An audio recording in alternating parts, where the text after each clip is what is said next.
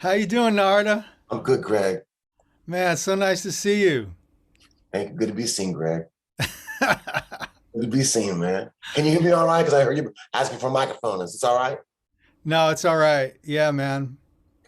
How you been? Life is good. We're very blessed. We are feeling a lot better after the COVID's calmed down. My children are in school. I Hmm. have an 8-year-old named Kelly, a 7-year-old named Kayla, and a 3-year-old named Michael. Oh, I took them to school this morning, so I'm happy that I zoomed over here. So I'm ready for your interview. Yeah, wow. You have yeah. some time for me? I have go. It's your Okay. time. It's your time. And by the way, I want to say, I heard you doing that stuff, the Mahavishnu stuff. You're really incredible. God bless your heart. You got a lot going on. That's not easy to play that stuff, brother. You, Don't be shaking your head like you don't know what I'm talking about. That stuff is not easy to play.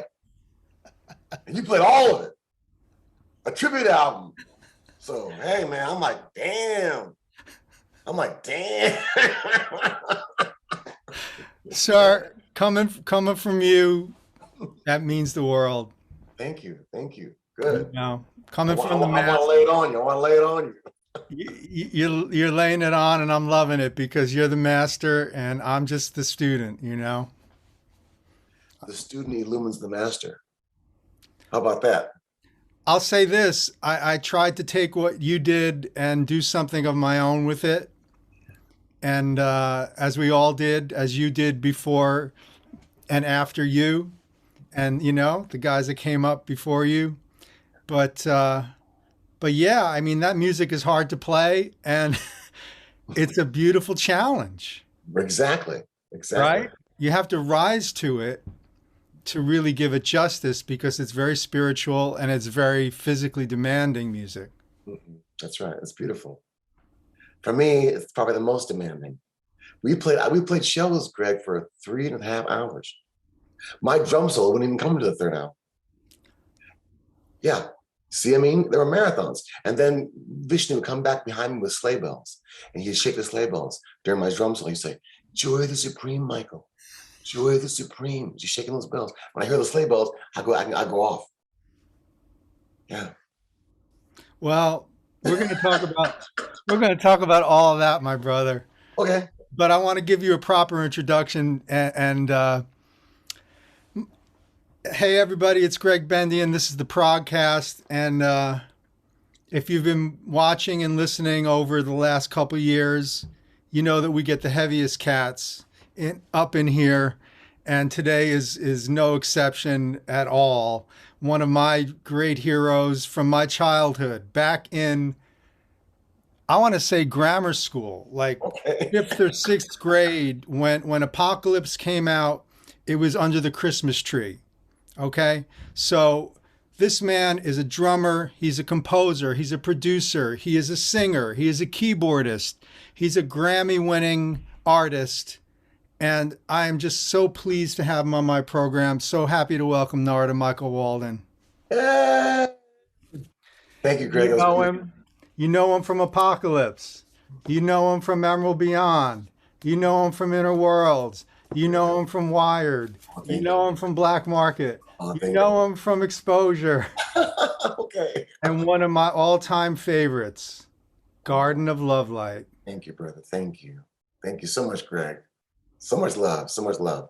So much love, Narda. And the sun is dancing here today, actually, on a snowy day with the sun reflecting in. And I'm just feeling like this is the perfect moment to talk to one of my heroes. Narda, how are you, man? Yeah, I'm really good, Greg. I'm really good. I'm happy to be here. And I'm a fan of yours as well. I heard you playing a lot of that Mahavishnu stuff back. It was a few years ago, actually, I think it came. And I was just blown out that you could do all those things.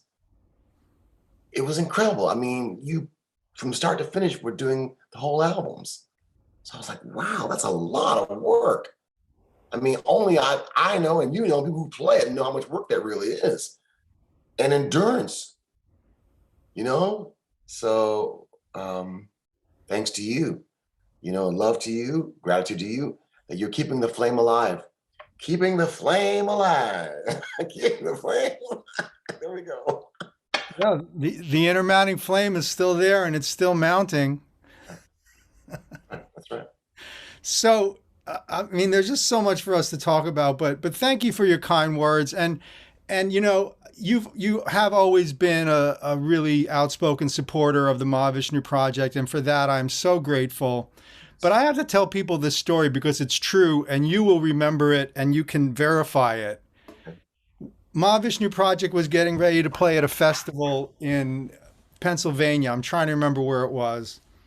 And I said to the guys, you know what, tonight we're going to open up with Cosmic Strut.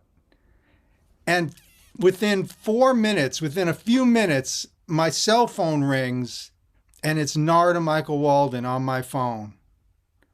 And I said, you're not going to believe this, NARADA, but we're about to go on stage and play one of your tunes. I love it. I love it. I So love it. so we kind of have, you know, a little bit of a connection there, and however you want to describe that, but that is a true story, and I love that tune, and I love all your tunes, and you know, the stuff on Wired, Play With Me, and Come Dancing, and Love Is Green, you know, and then Your Love Is Delightful, and White Nights, and this, you know, all of this stuff, man. I was consumed by it as a teen.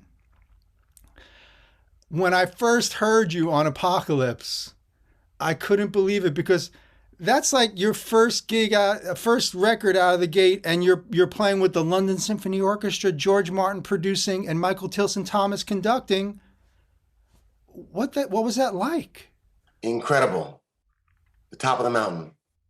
The top of the mountain. Mahavishnu, God bless him, thank him for grabbing us and taking us over to London to make that holy adventure. Meeting George was very peaceful. George Martin was very peaceful. So he let us just kind of like breathe deep and make the magic. And he was really supportive of us. He was loving us being there. He was turned on by us. You know, you think, well, maybe he's seen everything with the Beatles, blah, blah, blah. But no, he was like, this is it. I'm like, this is it?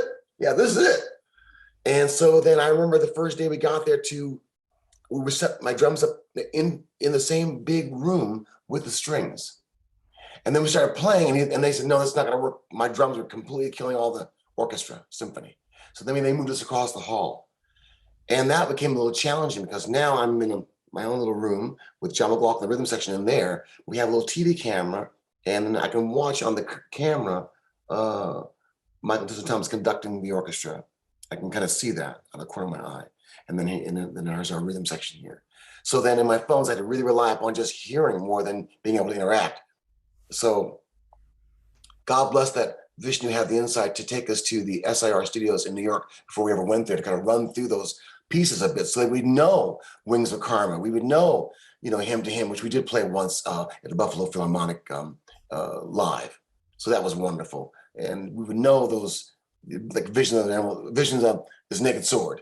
So just I'm saying, it was just nice that we had some idea what was going to happen. For me, I'm just extremely grateful. I couldn't have had a better experience in my life than making that record at that time. And then I learned from George Martin little things, like he would say to Gail Moran, go and put these headphones on and just sing the song through of Smile and Beyond so you can see how it sounds. And then we'll go for the real take. And then she would go and sing it through. And then he would say, that was it. So he would do things where you would not have pressure on you. I recall at one point I said, I love how you would phase Ringo's cymbals. And he would say, yeah, we can't do that. I've already done that. So I'd be like, oh, we can't do that. Oh, we can't do that. All right. So then we wouldn't, but it would be beautiful. And then Mike Gibbs, for example, the great orchestrator, he would come in to hear the playbacks and be like, because the sound would just be so heavenly in there. All the strings and the fire that what John was doing, and Jean-Luc and Ralph and Gail, and it was just so beautiful. So it's very loving. That's what I remember the most. And it was like, I think, a springtime being in London. And I also remember like small things like the kind of cars that would bring us to the studio, the kind of taxis they have over there, really charming. The way they have their breakfast in London is very charming. How they have tomato, a little poached egg, and maybe a little oatmeal, and it was all done very nicely. I also remember on a little downtime, Mahavishnu said, I want to take you to go see a movie. I said, okay. So we walked down the street and he took me to go see a movie called A Day in the Life of Ivan Desnevich. And it starts with a helicopter coming into a concentration camp. And it's the life of this man who's held in a concentration camp one day in his life. But you see how terrible it was for his life. And we walked out of there renewed gratitude that look what we get to do. See, so Vishnu was always smart that way, to kind of just meditate, pray, keep me inspired by what he was saying, doing, thinking. And I was like his puppy dog. I would watch him shave. I would try and shave like I would see him shave because he was the man. He was the man. I'd never seen anything like him in my life. So, and I remember the test I gave him when I very first saw him live in Hartford, Connecticut with Billy Cobham. When I walked in this theater, it was just the two of them going at it, maybe in like 17 or something really out there, a really foreign meter. But they were going at it for so long. Now, just drumming guitar loud, Billy on the fives, and him playing the Marshalls. But I got up to the edge, to the lip of the stage where I could look up in his eyes and see what's going on. Was it, memorized stuff going on here, or what was it? And then I saw the eyes back, and the bullets flying on the amplifier so intently for so long. That's when I realized, I want to be like that. I want to be like him. I want to be like that, who can just be so free-flowing, let the God come through. And then they would just stop and go at it again. I was like, we had never heard anything like it. I mean, I heard Hendrix, love Jimi Hendrix. I want to be his drummer. Love all the great stuff with the rock, period. No one had ever taken it to that level with the Indian influence in the jazz and the rock, with such precision and such ferocity of power. It'd be like Buddy Rich on steroids. Cobham was like going to the damn moon with the cleanliness of the whole thing. You're a drummer.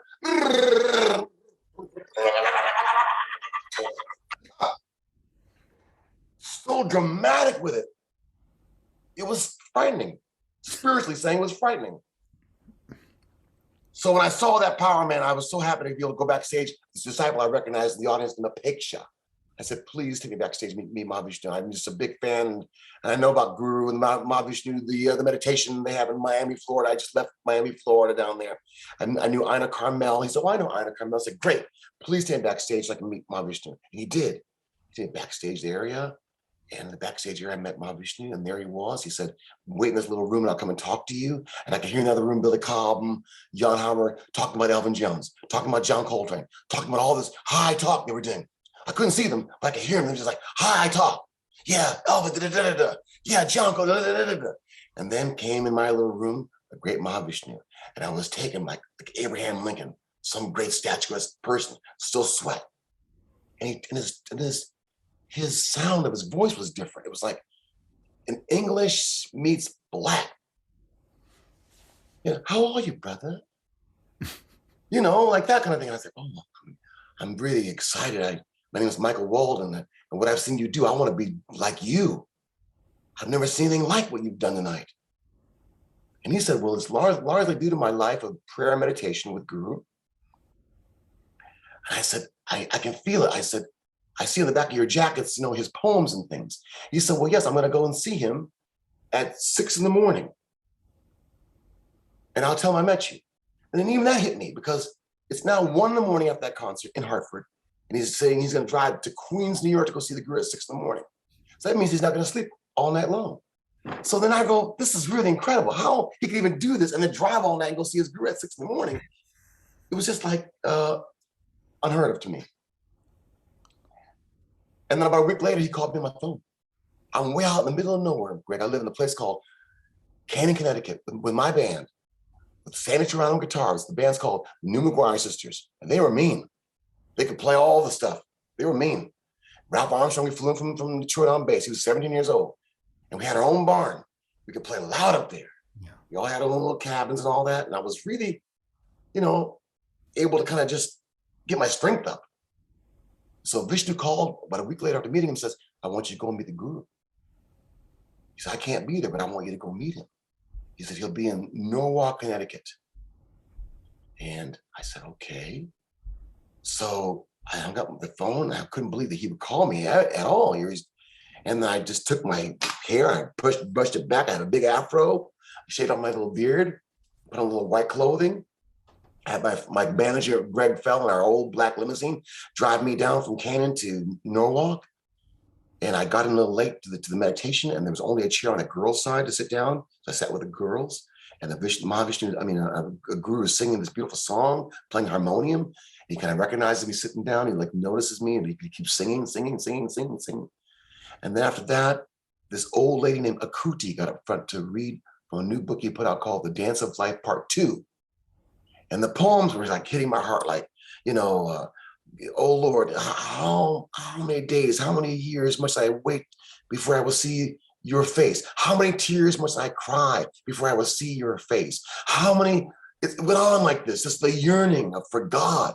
The yearning was so intense that I had to ask myself again, Michael, are you really ready for this? You've asked for it, but here it is. Are you really ready for it? And then, as God does, there was this black gentleman named Lelehan who was all happy. He was like, come with me. I said, okay. We went upstairs to the library, all these books that we had written.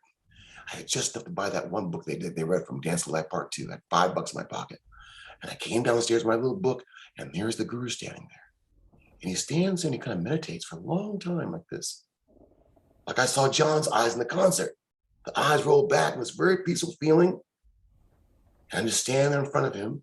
And then after he meditates for about 5 minutes, he says, you are Mahavishnu's friend. I said, yes. You would like to become my disciple?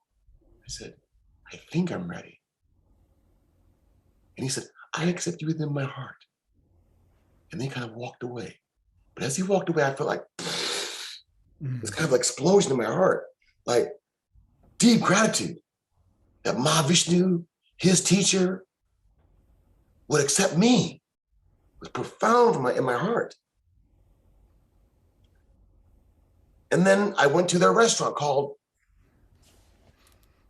I forget what the restaurant is even called now, some beautiful name, Smile or something. But they were so happy in there. They were so happy. I couldn't believe how happy they all were. That touched me, to see their happiness. And as I went home that night in my limousine, I'm writing these beautiful poems of gratitude. And then they said, come back every week. And I did. Every week I go back to that place, I meditate and pray. And then every now and again, Mahavishnu would call me just out of the blue. I'm just kind of giving you some insight how it worked out. And I came down to his restaurant one time at the Anand Brahma in Queens, and he had a guitar case. That's the first time we actually played together. I actually beat on his guitar case while he played acoustic guitar.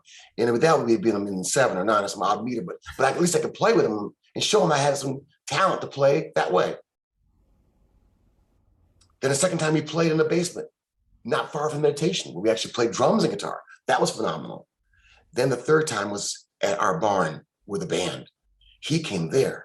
He let me drive the car to get him to our house. And he came there, and we had a great meditation that morning where he cried, and I saw the tears on the floor. I couldn't believe what I was seeing, that he was so emotional. His tears, I thought his tears, I thought I left my faucet on because I could hear this sound. Like I thought, man, I left my faucet. I was embarrassed.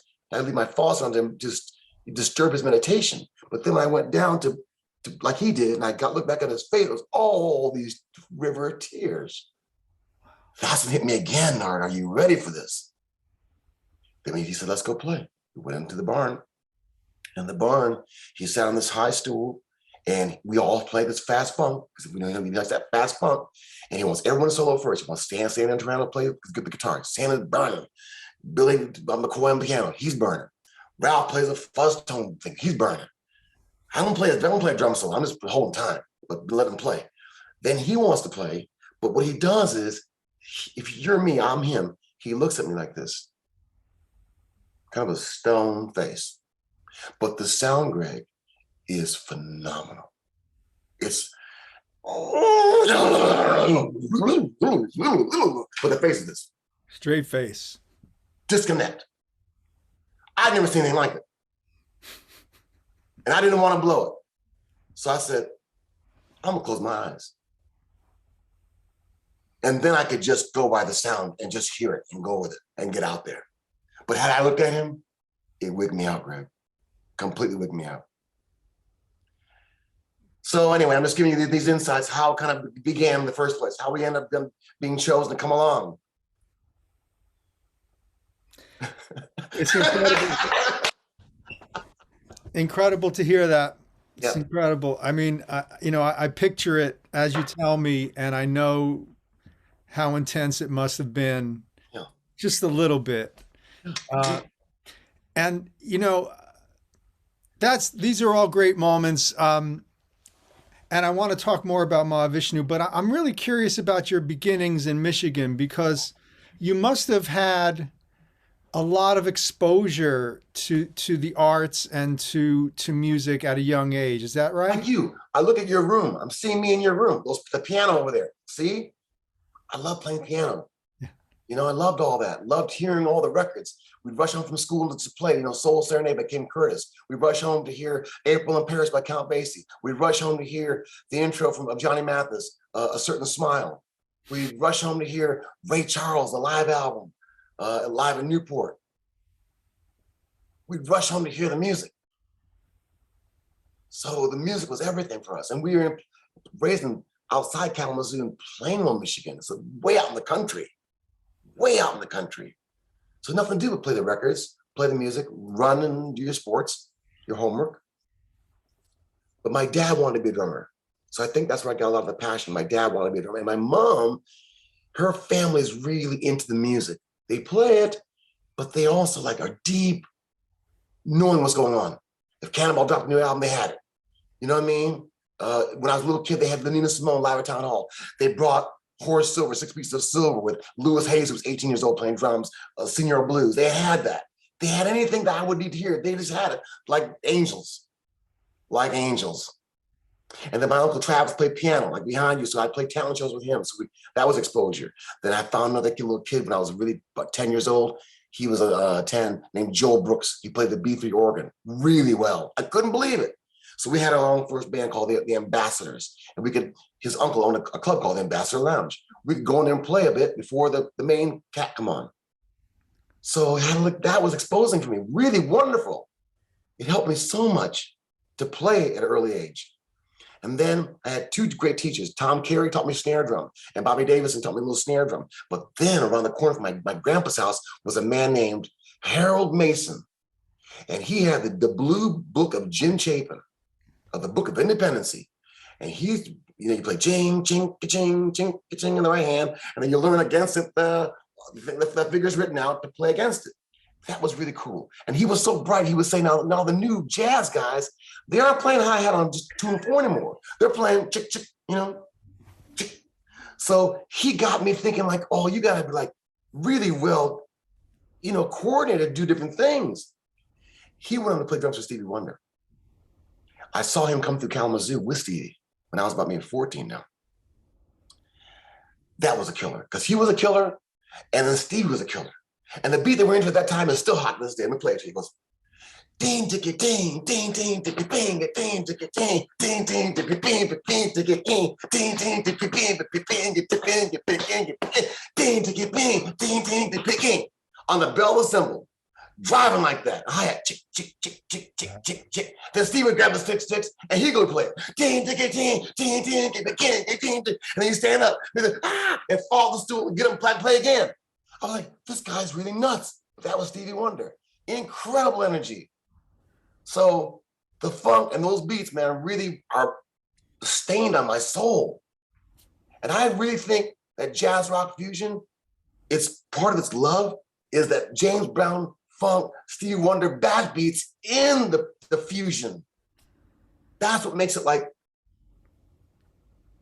happen. That's what makes it happen to me.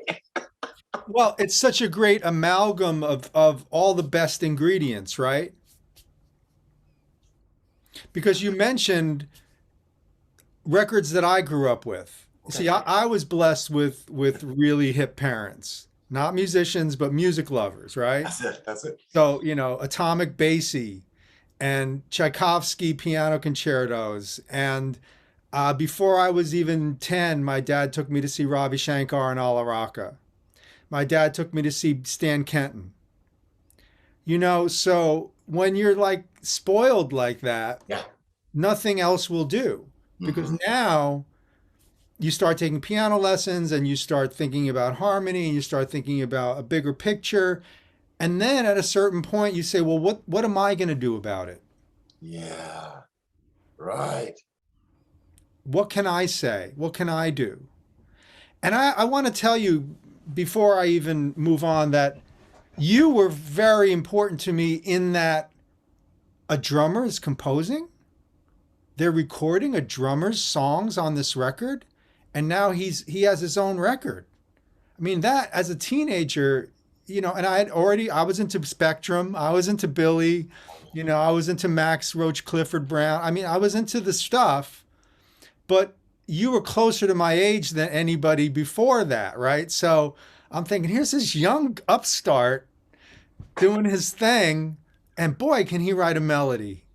Boy, can he write a beautiful chord sequence. That I better be able to do that, I better be able to write and play the drums and know what stuff is supposed to sound like and bring it all together, including, I'm Armenian, so I grew up hearing my grandfather's 78s, which are all in 7 and 5 or 10, and so the Turkish and Armenian music was in there. So I was ready for Birds of Fire, which I literally heard at the age of 10 in 73. Wow. We had it on 8-track. Yeah, that's it. And I would go to bed listening to Sanctuary, to try to fall asleep so it would go into my subconscious. I remember that very well. And I also remember, crying during the opening guitar solo of Birds of Fire, hearing the intensity and how John just cuts loose and it's so raw. And it just overtake me. So that music is in there very early. And when you guys come around and it's now the full, I kind of think of it as like, well, the Mahavishnu Orchestra was conceptually an orchestra with Billy, Jan, Rick, and rest in peace, and Jerry. But the second band, the one that you're in, now it's really John trying to turn it into an orchestra by adding strings and horns and making the whole thing bigger and more orchestrated and more arranged and actually more complex compositionally, let's face it. You guys had to do much more complex music, I think, than the first band. Although that stuff was pretty complex. No, I wouldn't say that. Vital transformation, all that stuff they got into. It's like, oh my God. When I first heard Intermittent Mounting Flame music, I was in a record shop in Pasadena. It's like, what is that? They gave me the jacket, the Mahavishnu Orchestra, Billy Cobham on drums. It was incredible. No one ever heard anything like that before. I have never heard anything like that before. That funk, clean rolls and high, all that stuff like that. And him playing the guitar like that, I never heard anything like that before. It was it's cool because it's coming out of military, out of rudimental stuff, but at the same time, it's coming out of funk and it's coming out of Indian and it's coming out of, right? Yeah, it's the mixture, man. Mahavishnu, he's such a genius to do the blues, rock, jazz, but India. So it's all new. Beautiful, just beautiful. So I wouldn't say our competition were more complicated. No, I'm a big fan of what they put down. I'm still dazzled by what they put down. I'm still dazzled. I'm still dazzled by it. But I hear what you're saying. It had definitely elements of complication to it, but very musical. I could follow it. I never felt lost in it. I felt like I could follow it. That's it. Yeah. So we also, you mentioned the physicality of it. And, yes. And of course, Billy was so athletic, yes. When you heard him. And you had big shoes to fill. So you were coming in, man, I mean, it's just like you had absorbed the first 3 records. I mean, for me, honestly, the live album was the one that pushed me over. Yeah. So this is what they do in concert because I was Mm-hmm. too young to see them. Mm-hmm. Here's another little funny story. When Apocalypse came out, Mm-hmm. you all played in the town next to me in Hackensack, New Jersey Okay. in 74. I was 11 and I said to my mom, "Mom, I really want to go see the Mahavishnu Orchestra. They're playing in the school auditorium across the river." And she said, "No, you can't go. There might be drugs." Oh, I see. And we still joke about it because I would have seen you at the tender age of what were you at that point? 18, 19, With Mom, that Apocalypse at 21. 21. 21. I mean, so I missed it by that much. And then I started going to shows pretty much right after that. And I was able to see the wonderful Jan Hammer group with Tony Smith on drums Yes. Yes. And Fernando. and Fernando and Yeah. with Jeff Beck. That's right. Killer, man. So the They were Wyatt tight. tour came through, our area. I got to see that. Very lucky to have seen that. Huge Jan fan, huge Tony fan. And Kindler, of course, came up with you. Yes, he did. Yes, he sure did. Marvelous musician. Very nice man. He was always young. In our band, he was always the young one. Oh, Yeah. really? Mhm. Yeah. Yeah. Yeah. Because Jean-Luc Ponty was the man. So Steve just kind of sat back in the quartet playing the parts. He wasn't able to really step out and solo that much. It was really Jean-Luc's domain. So you guys were doing 3-hour shows. How did Longer. you Three and a half. how did you prepare physically for that? I was young and didn't know. Ah, I just thought that's how it is. So, God gave me the strength to do it. But I've always been strong anyway. Even the marching band in high school, you march with that snare drum 7 miles. That stuff makes you strong, So I was so happy to have a job playing with the Mahavishnu Orchestra. Oh my God, that is just the time flew by. The time flew by. And then I had to learn secrets because Mahavishnu might say, well, you had to listen more, right? Listen. There's this whole thing with listening. And I learned to kind of watch his body. I often tell the story about watching his body really helped me because he plays so beautifully and his body would move like this.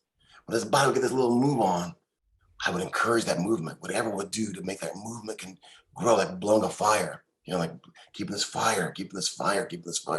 And then that fire then rock would get so strong on him that the notes would be like bullets flying, just flying with so much intensity and cry. Like he's speaking to everybody, his love of God, his love of the universe, his love of humanity.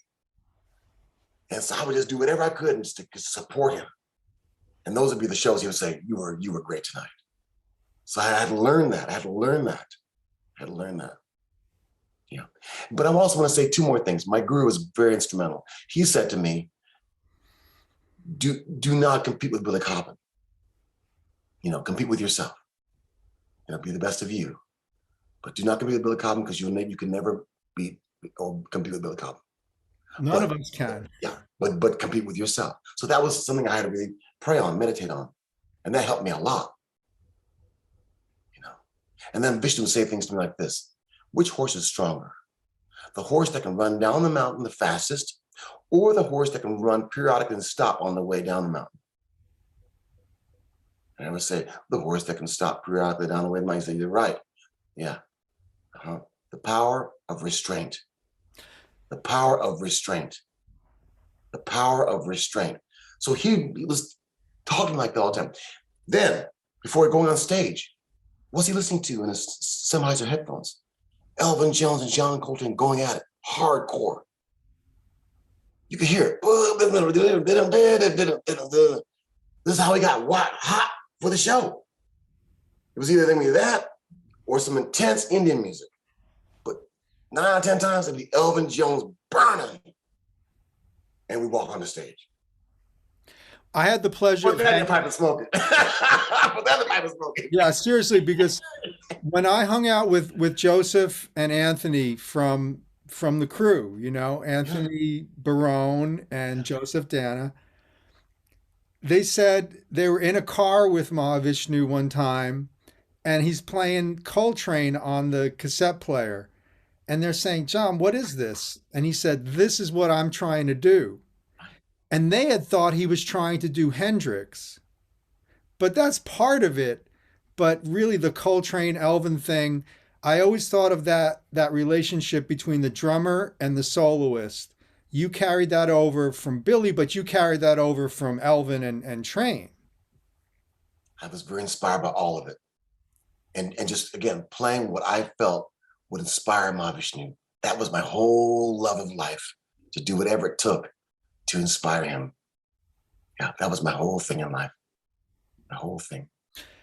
And the approach too is something that we talk about. We talked about endurance, but I think another thing that's really important to play that music is relaxation. It's like Vinny said when he turned me on to Bruce Lee and his writings. He said, you know, when Bruce Lee does this, Bruce Lee said, I can't do that quick move unless I'm relaxed. Mm-hmm. Now, obviously, there's a lot of pressure too that can go into things, and there's a lot of concussion in what we do. But there's a lot of grace that has to go into it, or you're not going to make it. And you got to be dynamic, right? You got to be musical. You got to listen. There's so many different pistons that are firing while you're doing that music. Mm-hmm. I did my very best to warm up on a nice thick rubber pad in the dressing room before I would go on. Just to have my little exercise to kind of get myself loose. Because once the thing hit, it was on. And once I broke a sweat, it didn't matter anymore. And I realized a few things, which I'll share with you, that I'm asking God to come through me. I'm asking God to come through and play me. I'm asking God to come through and be the source, and I'm going to be the instrument. So then that takes me out of the picture a bit. I'm focusing on the high side. And then I've also learned not to judge, because the mind can play a trick and say, well, tonight I was great, or tonight I wasn't very great. But I've learned this, that, okay, tonight I played pretty good, I feel. But then from the highest standpoint, God may say, it was all right. But then you turn it around and say, well, tonight I wasn't very good at all. And God will say, no, tonight was your best. Because something you did tonight saved someone in the audience that was about to commit suicide. You inspired them to want to live. You won't know that from your perspective, but I can see it. So that's why I've had to learn not judge, because our perspective is just too limited. I agree with that completely. You don't really know what it is that you're doing. I mean, if you've given yourself over to the music, that's what I'm saying. You're kind of conduit, and you're kind of trying to let it come through. And even John said to me at one point, I just try to get out of the way, Greg. That's what it is. It's like when you ask for it, okay, here it comes. Yeah. I mean, you got to learn the head of the song. You got to learn the ending of the song. But in the middle, improvisation is where it's at. Yeah. In all those pieces, improvisation was where it was at. And that's why I always loved Jimmy, because Jimmy prepared me too. When you listen to Jimmy with Mitch and with Buddy Miles, especially on a piece called Machine Gun, how Jimmy just took it out there on Machine Gun. Oh, Lord. See? So I love all that. I love all that. Machine Gun and Power of Love and that whole Band of Gypsies is really kind of my favorite Hendrix. I know. See? There you go. And it's a shame that people couldn't handle an all-black rock band in 1969, you know, or what year, whatever, it's 70, whenever that was. It was toward the end. And did you get to see Hendrix? No. And I wanted to be his drummer. And then he died the year I graduated high school. Yeah, I never did see him live. I never did see him. But I became very close friends with his father, Al Hendrix, and his sister Janie later in my life. And when Carla Santana and I helped get back the publishing company of Jimmy's music back to the family. Because when I met Al, they had nothing of Jimmy's. A little bass guitar amplifier. He had nothing of his stuff. So we helped hook that all up. Oh, so I'm very happy about that. But I love him, obviously. And he's my teacher. And I tell you another thing that I always say. Hendrix is one of the first fusion musicians. That's right. Yeah. Bringing it together, bringing the R&B, bringing the soul, bringing the blues, bringing the rock, bringing the jazz. So then John comes along, takes that, and mixes it with his own genius and an Indian love, and it becomes another hybrid, which is what we fell in love with all over again. And I needed in my life meditation and prayer. I knew that if I did drugs, if I did anything, even too much alcohol, anything, I'm very sensitive, it could take me out of here. So, and I don't want to be out of here. I don't want to be like Jimmy and die. I don't want to be like anybody and die. I want to have a long life. You know, Guru teaches, slow and steady wins the race. So I'm trying to make myself live.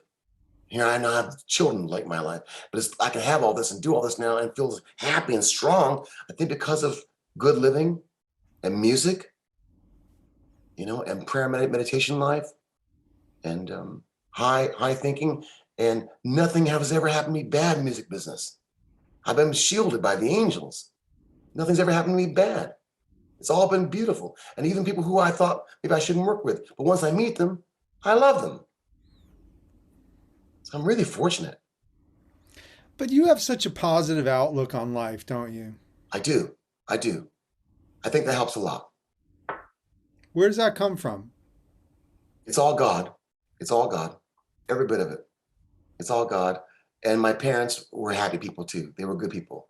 They wanted to do the right thing. We were taught to do the right thing.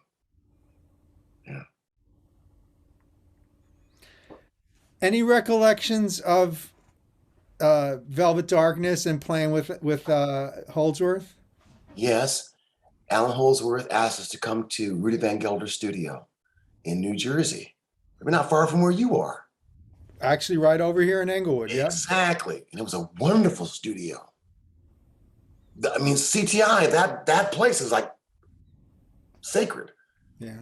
And here we are coming there with, I think it was Alphonso Johnson, Alan, it was Alan's date, and it was my man who played with Tony Williams on keyboards. Pasqua. My God, Alan Pasqua, he's mean. And then we'd learn the song, they'd record us learning it, and they'd run it through once. And then they'd be happy, Rudy and or whoever else, Creed, whoever might be there, they would be happy with those takes. They would want us to move on. And Alan would want to do another take. And that was some of the frustration. They would say, move on, So we go on the next song. We learn it, record it, and then maybe you want to do another take, and then I'll move on. We ended up recording almost, I think, the whole album in one day. And that's what I remember. I had fun. I enjoyed Alan's pieces, and I enjoyed working with him. But I could just see he was very humble and kind of like laid back in a country of America where you got to be kind of like, take the bull by the horns. It's just the nature of the beast.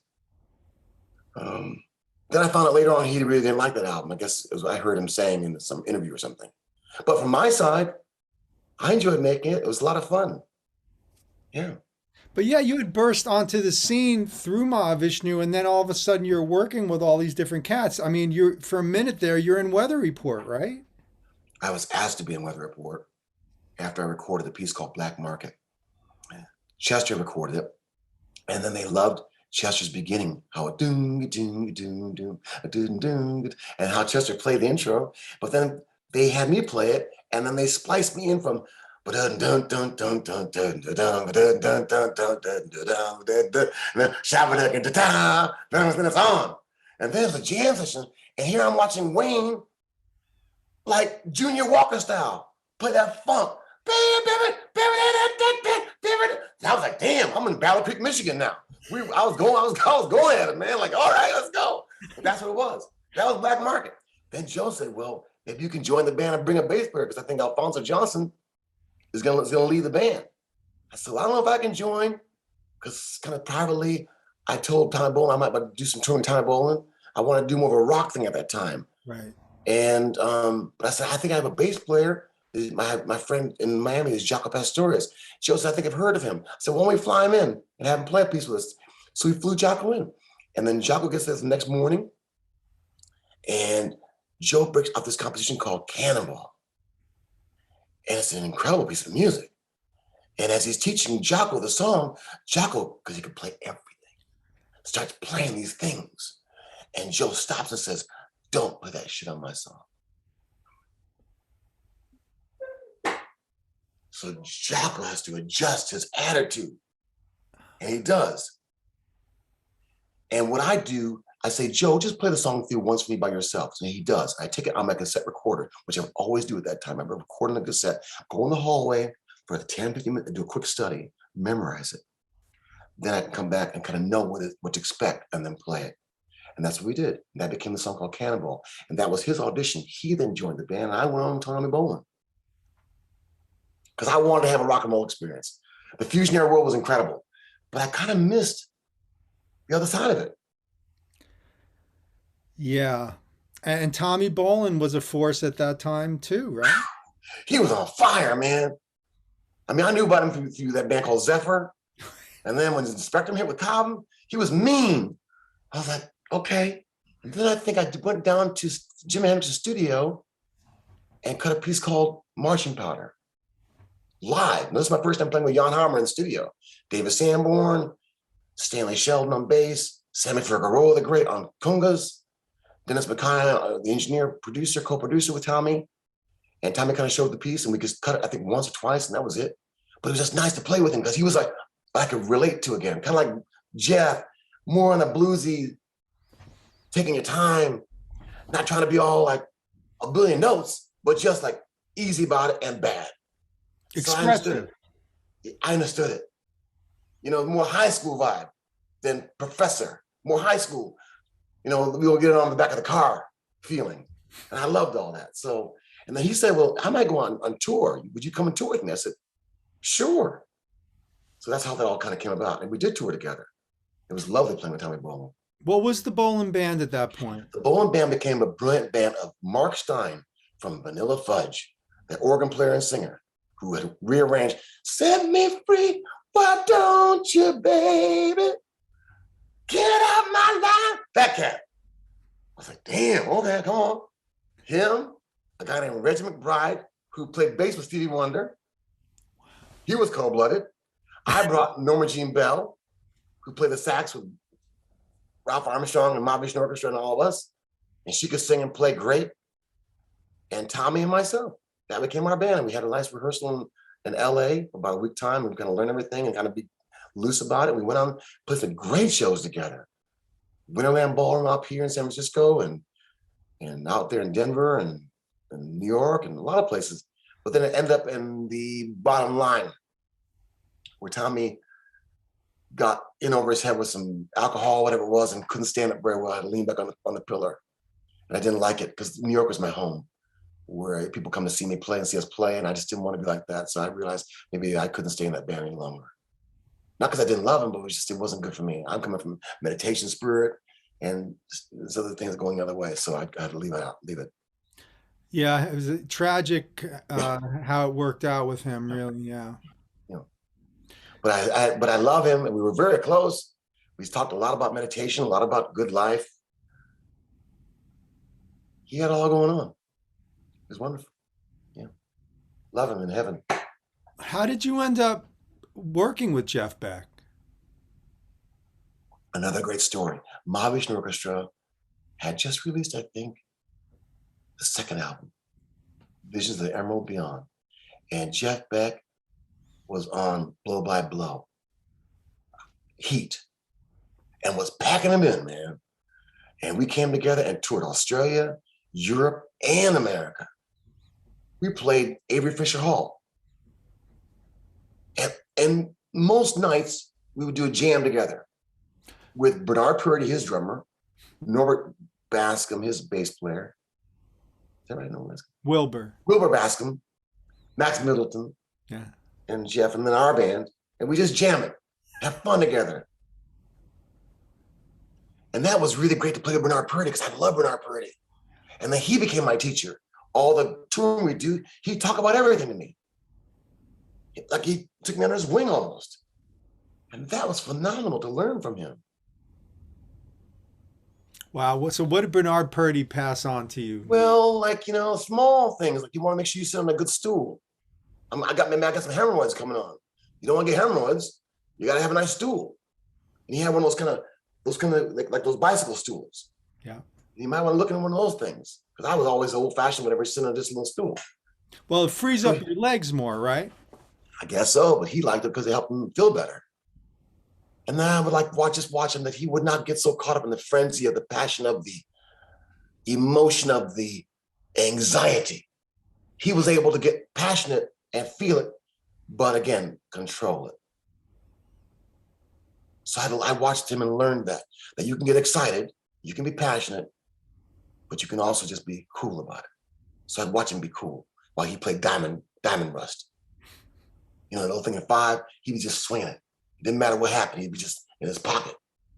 He'd just be in his pocket. It didn't matter what happened around him, he'd be in his pocket. So that's why I got enough from Bernard. You know, because I get so caught up in like, what's around me? What Vishnu's doing? I'm with them, which I understood. But I later learned, as I kind of got older, there's beauty in being able to just hold it and not get so engaged that you can't just, like, as you said, relax about it and enjoy it. See what I mean? Support. So Bernard was really good at that. God bless him. Love him so much. Oh man, one of the masters, one of the greats. That's right. So then after we did Inner Worlds at Hunky Chateau, phenomenal. God, now Vishnu's into this whole new thing of 6-string synthesizer guitar going through ring modulation pedals. 2 of them. So you can do opposite effects on each side. So now you're just going out into the universe unknown. But you guys started doing that in Emerald Beyond on the way home to Earth. Yes, but not nearly as you got into on the next album. Oh my God, you're right. That journey, and that was like, he said, I'm gonna come by and pick you up on a Saturday morning. I'm gonna go and just do a jam, me and you. I said, okay. We go in there, driving the car, getting in the Hendrix studio. I'm sitting with, Michelin cats to the set. And we just worked out this little T-high thing he wanted to play, and we just went off. That was a complete jam. And I'm like, damn, that's it. Okay, done. And then the last part you're hearing was like a crossfade with a band coming across it. That's beautiful. Right. But God, man. Yeah. The slow and the fast are going at the same time, and the tension that builds on that section is just incredible. It is incredible, man. God bless, man. What a wonderful time. We did full Emerald Beyond with the Mahavishnu Project at the constant urging of the fans. See, because I had decided at the beginning, look, this is hard enough. Let me deal with what Billy's doing. Let me deal with a 5-piece band. And people kept coming up to me and saying, are you guys going to do Emerald Beyond? Are you guys going to do Emerald Beyond? What about this? What about that? And I'd say, that's like 12 people. I don't know if I can deal with that. And it's their enthusiasm for that record went into me, and I said, okay, I'll try it. Mm-hmm. And we decided, if we're going to do it, let's just do the whole thing as a suite. Mm-hmm. All the movements and all the different areas and all the different styles can be revealed in one sitting, like the way we used to just put on the headphones and just go into oblivion with the music. Yeah. So that was very difficult, because now you got to cue the strings, and now you got to cue the singer, and now you got to make sure everybody knows where everything is. But one of the most spiritual and intense experiences of my life was the first time we played Emerald Beyond all the way from start to finish. See what I'm saying? Woo! And we recorded it live. I mean, all of the Mahavishnu Project albums are live recordings. We did not overdub. We did not edit these. This is what we did, because it was, for me, it was always about the live experience and the interaction and being able to change things. Let me ask you a question. How did you learn to do all that? Were you writing it out or memorizing it by ear? Well, I had memorized it because I had been listening to it the longest, but the book existed, luckily. So the book that had all the first tunes, and then Earthship and a lot of the Emerald Beyond stuff, Opus 1, I mean, that was on the book, the original Mahavishnu Orchestra book, even though it did have mistakes in it, but we would correct them, and now learning the stuff wasn't the issue for me. It was really how I would approach it and how I would conceptualize it and where I would open things up. Like when you get to boo da ba dee da da da da da da da da da, you know, that 3. I opened that up so me and Premique could do a duet.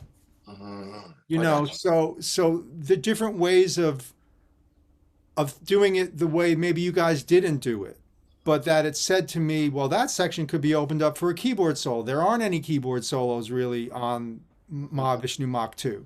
You know, there's not a lot of keyboard solos. So I opened it up for synth, and I opened it up for organ, and I opened it up for, you know, for a lot of other options. And then, you know, just having to organize it in terms of how, you know, everybody knows where everything is. And, you know, I'm conducting from the drums because the guitarist wasn't conducting it at that point for us. So I had to work out, you know, eyeball cues. You know, Yes, I that's right. mean, you just That's got to right. look at each other. You know, you can communicate and say, I'm not cueing you now, but there's something coming up. And then I'm not going to look at you for a while. Now I'm just going to play. But the next time I look at you, then we're going to go. That's right. Right? That's right. So you kind of learn, it's jazz in a lot of ways. It's so many other things, but the communication thing was big, and being able to be free within the stuff. Like Can't Stand Your Funk. I mean, you're going to play some 5/4 funk. Mean. Mean funk. Tiger funk. Yeah. Agreed. And just the idea of all the different styles. The acoustic is on there, you know, pastoral and short pieces, which could be expanded for longer improvisation and interpretation. And we didn't have bootlegs of you guys back then. I mean, I miss, like I said, I miss seeing the big group, but I heard really what was going on in general in that time, which was like Return to Forever, Weather Report. I got to see Weather Report when Jocko, before Jocko knew he was Jocko, and he was just with his back to the audience playing the bass. You couldn't even see what he didn't want you, like old school, like he didn't want you to see what his fingers were doing, right? So at one point I'm at the Capitol Theater in high school listening to the 8:30 Weather Report before it came out. They're playing those tunes. He's playing a low note. He's got a harmonic in there, and then on top he's got like a chord. Doing 3 things at once with his back to us, and we kind of looked at each other like, what is going on here? So there was this whole idea of, okay, the jazz part of the jazz rock equation is very important. The rock part's important, but the jazz, you know what the jazz part is. And I had, luckily, I'd come up listening to Max and transcribed his solos, and Tony was huge for me, and, you know, all of the masters that came before. And then I sort of understood. I mean, I say understood. I sort of understood what you guys were doing, which was opening it up and the interaction and how people play together. And whether you don't respond to every little thing. You don't Mickey Mouse. You know, sometimes you're just going to be behind the player and let them soup it up. And then you kind of support it. And so all the approaches came together. I mean, I learned from listening to you on your record on Garden of Love Light, where, you know, White Nights, you're just kind of laying it down. But then there's tunes like The Sun is Dancing where you're destroying, you know. So range and variety was a big part of my growing up because of you guys. But I think that's our generation. We came up at a time when you had to mix it up. You know, you had jazz, you have rock, you have pop, you got the Eagles, you got, you know, Hendrix over there. There's so much stuff we've heard now, you know, that's been like beautiful. So we could just dip and dabble and put our own combinations together of stuff. For example, on White Knight, I'm doing my Don Henley. See, I love how Henley had that snare sound like,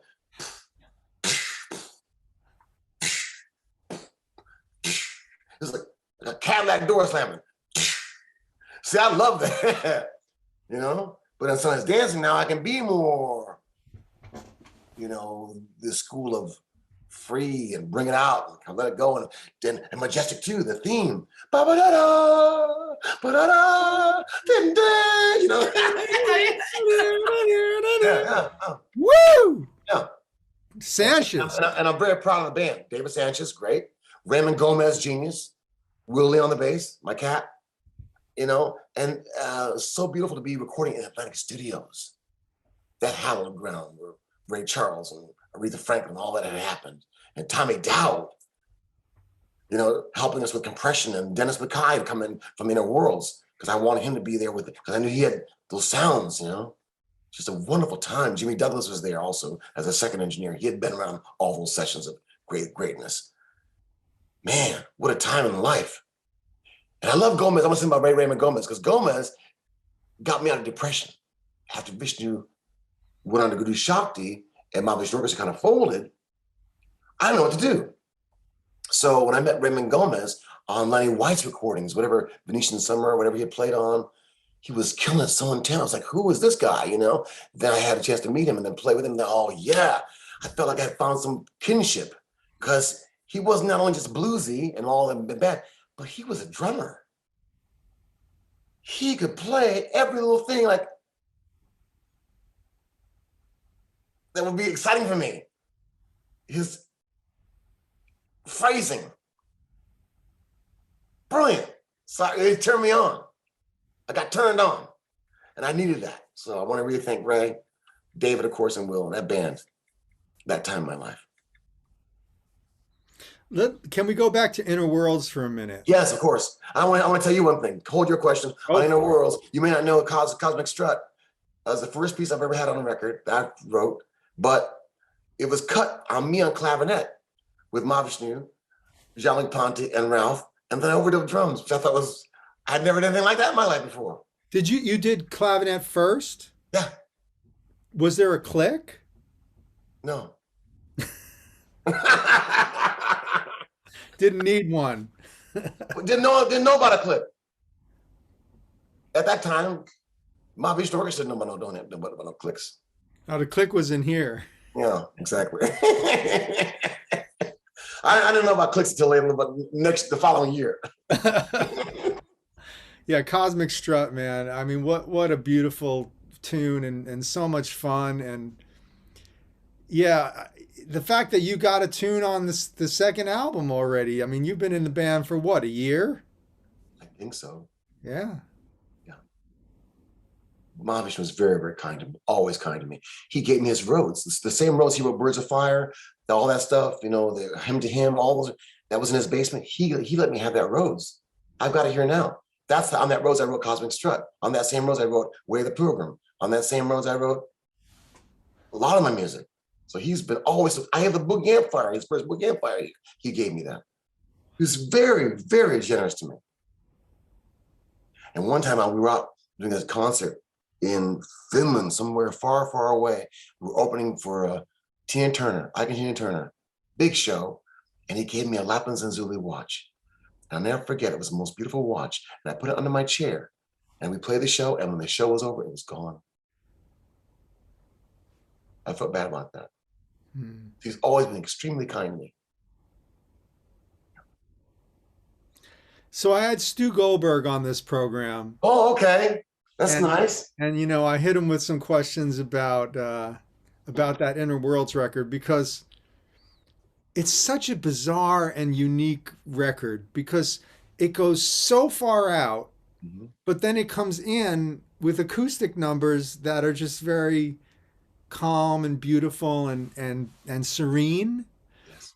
And it reflected so many different human states of mind and so many different emotions.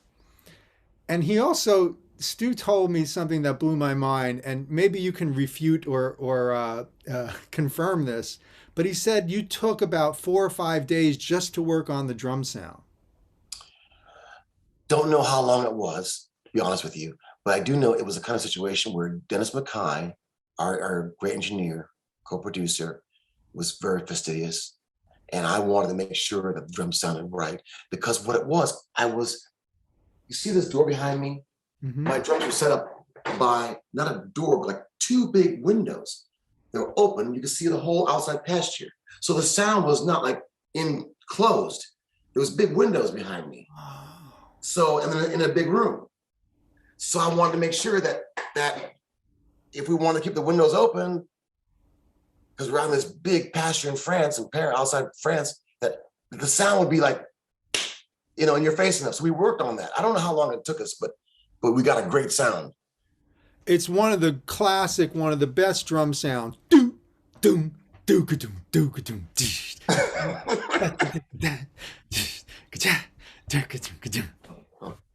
I mean, come on. Yeah, right. Come on. Come on, man.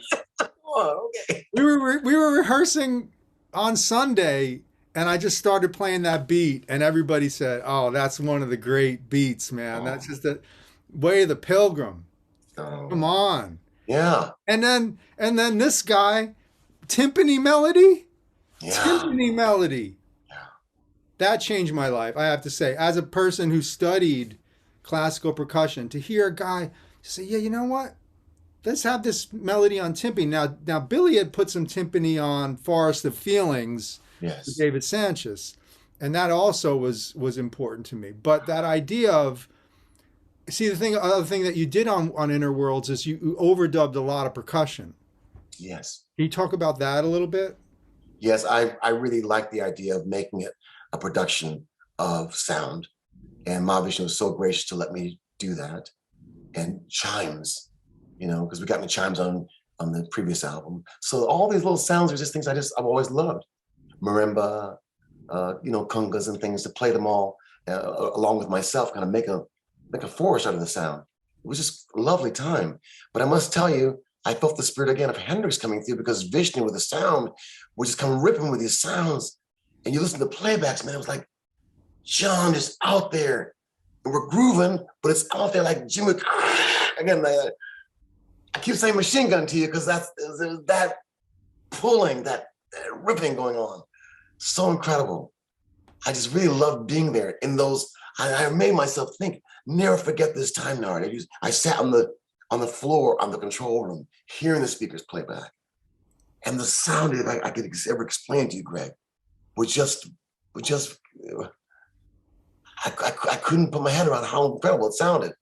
But primarily because of Mahavishnu, the guitar sound, with all that ring modesty that he got into was incredible. And to watch him record it would be incredible. He'd just be like out. He's just weaving it and weaving it and weaving it. It was incredible to watch.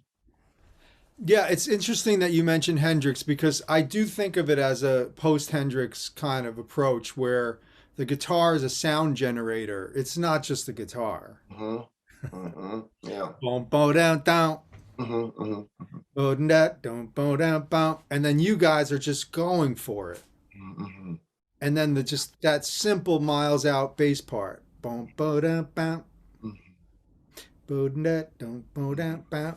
You know what I mean? See what I'm saying? If you hear that, whoa, it'll blow your head off, man. Beautiful. So you got to do your Hendrix thing, man. You got to do it. You got to do your own way of that thing. I think Jimmy would have been so excited by it.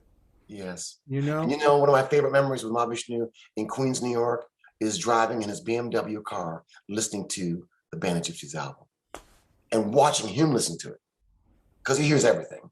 But to watch his face, and his feeling as he's hearing that was a turn on. And you know the story about him taking Miles to see the film where Jimmy sets the guitar on fire? What is that? No, I don't know that story. Monterey Pop? Yeah, I don't know the story though. So John took Miles, because Miles had not seen Monterey Pop. I'm pretty sure that's the film where he sets the guitar on fire. Yeah, that's right. And he said Miles went out when he saw that. He just completely flipped out when he set the guitar on fire. And Miles, as you know, was a huge Hendrix fan. And they had a lot of things in common, including some lady friends. Mm-hmm. So it would have been great, but Miles and Hendrix together would have been something, huh? Yeah, I don't know. I kind of see I respect what's happened. I feel like Jimmy is just so pure. I just think that he did what he was meant to do. He did what he was meant to do, which was turn us all on fire. He did, man. Sagittarius, and lived it and breathed it. And wanted the people in the studio with him just to make sure he was feeling it. I'll tell you my little story that Carlos tells me, which I love. After Carlos played the Woodstock and was hot, of course, Jimmy tore up Woodstock with that national anthem and all that. They came, they were in New York together, and Jimmy invited Carlos down to his session. And Carlos, when he got there, the room was packed with people. And Jimmy was playing this long solo with his back to the audience. In other words, he was getting feedback on the amplifier. And Eddie Kramer is doing the engineering, and the tape then ran out. But Jimmy's still playing. So then Eddie says to Carlos, I think I'll go back around and tap him on the shoulder. So Carlos said, I followed him in there. He said, when I walked in there, Eddie tapped him on the shoulder. And when he turned back around, he said, Jimmy's face was just so into the music that Carlos told me, he said, Narada, I wanted it, but not nearly as bad as he wanted it. If you know Carlos Santana, that's a hell of a thing to say, because Carlos wants it. But he said, I wanted it, but not nearly as bad as he wanted it. That's why I love Hendrix. Yeah. That's why I love that cat. And then, of course, you know, the final footage of like Isle of Wight and things like that, where he had just said, I'm just going to play. I'm not going to put the guitar up to my mouth, and I'm not going to play behind my back. I'm going to close my eyes and play. And he was heading to that spiritual direction too, where it wasn't showbiz, it was music. Yeah. Well, he always played music. Even out here, Bill Graham told him in one of the shows, he played the Winterland for quite a few nights out here. And Carlos told us that, you know, he was doing all his stuff, all the antics. But then Bill said, just stop doing that for one show and just play the blues. So Jimmy did. Played really incredible, just blues. And then asked Bill afterwards, are you happy? Did I do it the way you're happy? Are you sure you're happy? Bill said, oh, I'm ecstatic. It was great. And then Jimmy went right back to all this guitar behind the head all over again. That's who he is, man. That's who he is. Yeah. But let's listen about Mitch Mitchell. That's a cat. See, that cat turned the world upside down. I love him. So when you heard Are You Experienced, what did that do to you? I first heard Purple Haze on radio, on AM radio. AM. Oh yeah, it was AM radio. And I just loved that. I thought, wow. I thought it was around the same time as I loved The Who with 8 Miles High, all that kind of same vibe. And then Are You Experienced? We got more deeply into it. And Third Stone from the Sun. And of course, The Foxy Lady. And started realizing the depth of this guy. Hey Joe was a hit for him in the UK and all that. But it was really the second album that knocked me flat. I went to this guy's house who had a great stereo, where the stereos are, you know, KHAL, with the speakers there, separated. So you can really hear the separation of the sound moving from speaker to speaker on the entrance and all that. And how deep they got into the sound, it was incredible to me. So I don't know, man. I just was blown out by Mr. Hendrix early on in my life. I was still in high school. Yeah. I'd be like a freshman, sophomore, going to junior, and then he died in 70. It always amazes me that Eddie Kramer was able to capture that. Because he did a good job. But I have to also give it to Jimmy, because I think Jimmy also knew what he wanted to sound like and worked hard with Eddie to get it to sound like that. I think so. I think he was a hard worker in the studio. You can tell that's why those recordings live to this day, and it sounds so good. And there's a lot of recordings, because you're talking about a short period of time, though. It's like a 5-year window, basically. Yeah. He was a hard worker. I mean, to this day, as far as recordings, he's still right up there. We're still trying to understand what he did, how he did it. But I think it's because myself, I think he lived the blues so intently, playing the ghetto chitlin circuit so much, you know, with Little Richard and all those people, knowing that world so intently, and then when you tripping, and then being able to bring all that psychedelic into it, you know, it's the combination I love of being grounded, rooted in blues, but also being able to trip it out, where it all makes sense. It all makes sense. That's a great point, actually. Yeah. It's earthbound, but it's in the cosmos at the same time. Yeah. And certainly which is why I love even John Coltrane so much, because again, he could play disciplined jazz, all the changes of giant steps, write the damn song. But then when he wanted to go so far out, it's like, what the hell? But you almost didn't mind because it's Coltrane doing that. So I think there's a magic of that discipline first, and then freedom. Yeah.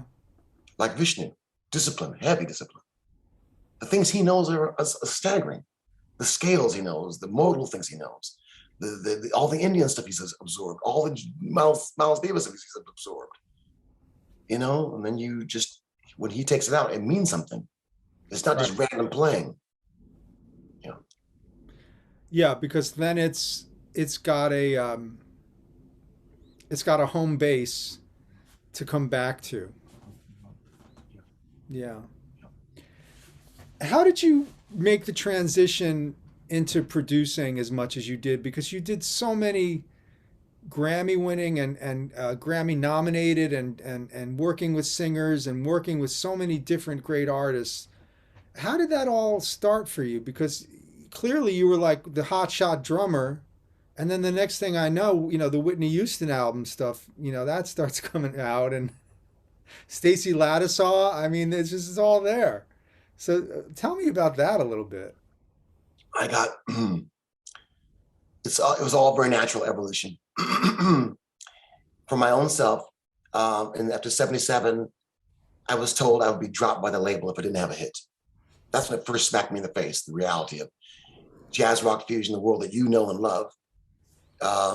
If you don't give us a hit record, a hit song, you will no longer be on Atlantic Records. And I just got married in 78, and it was really important that I do well.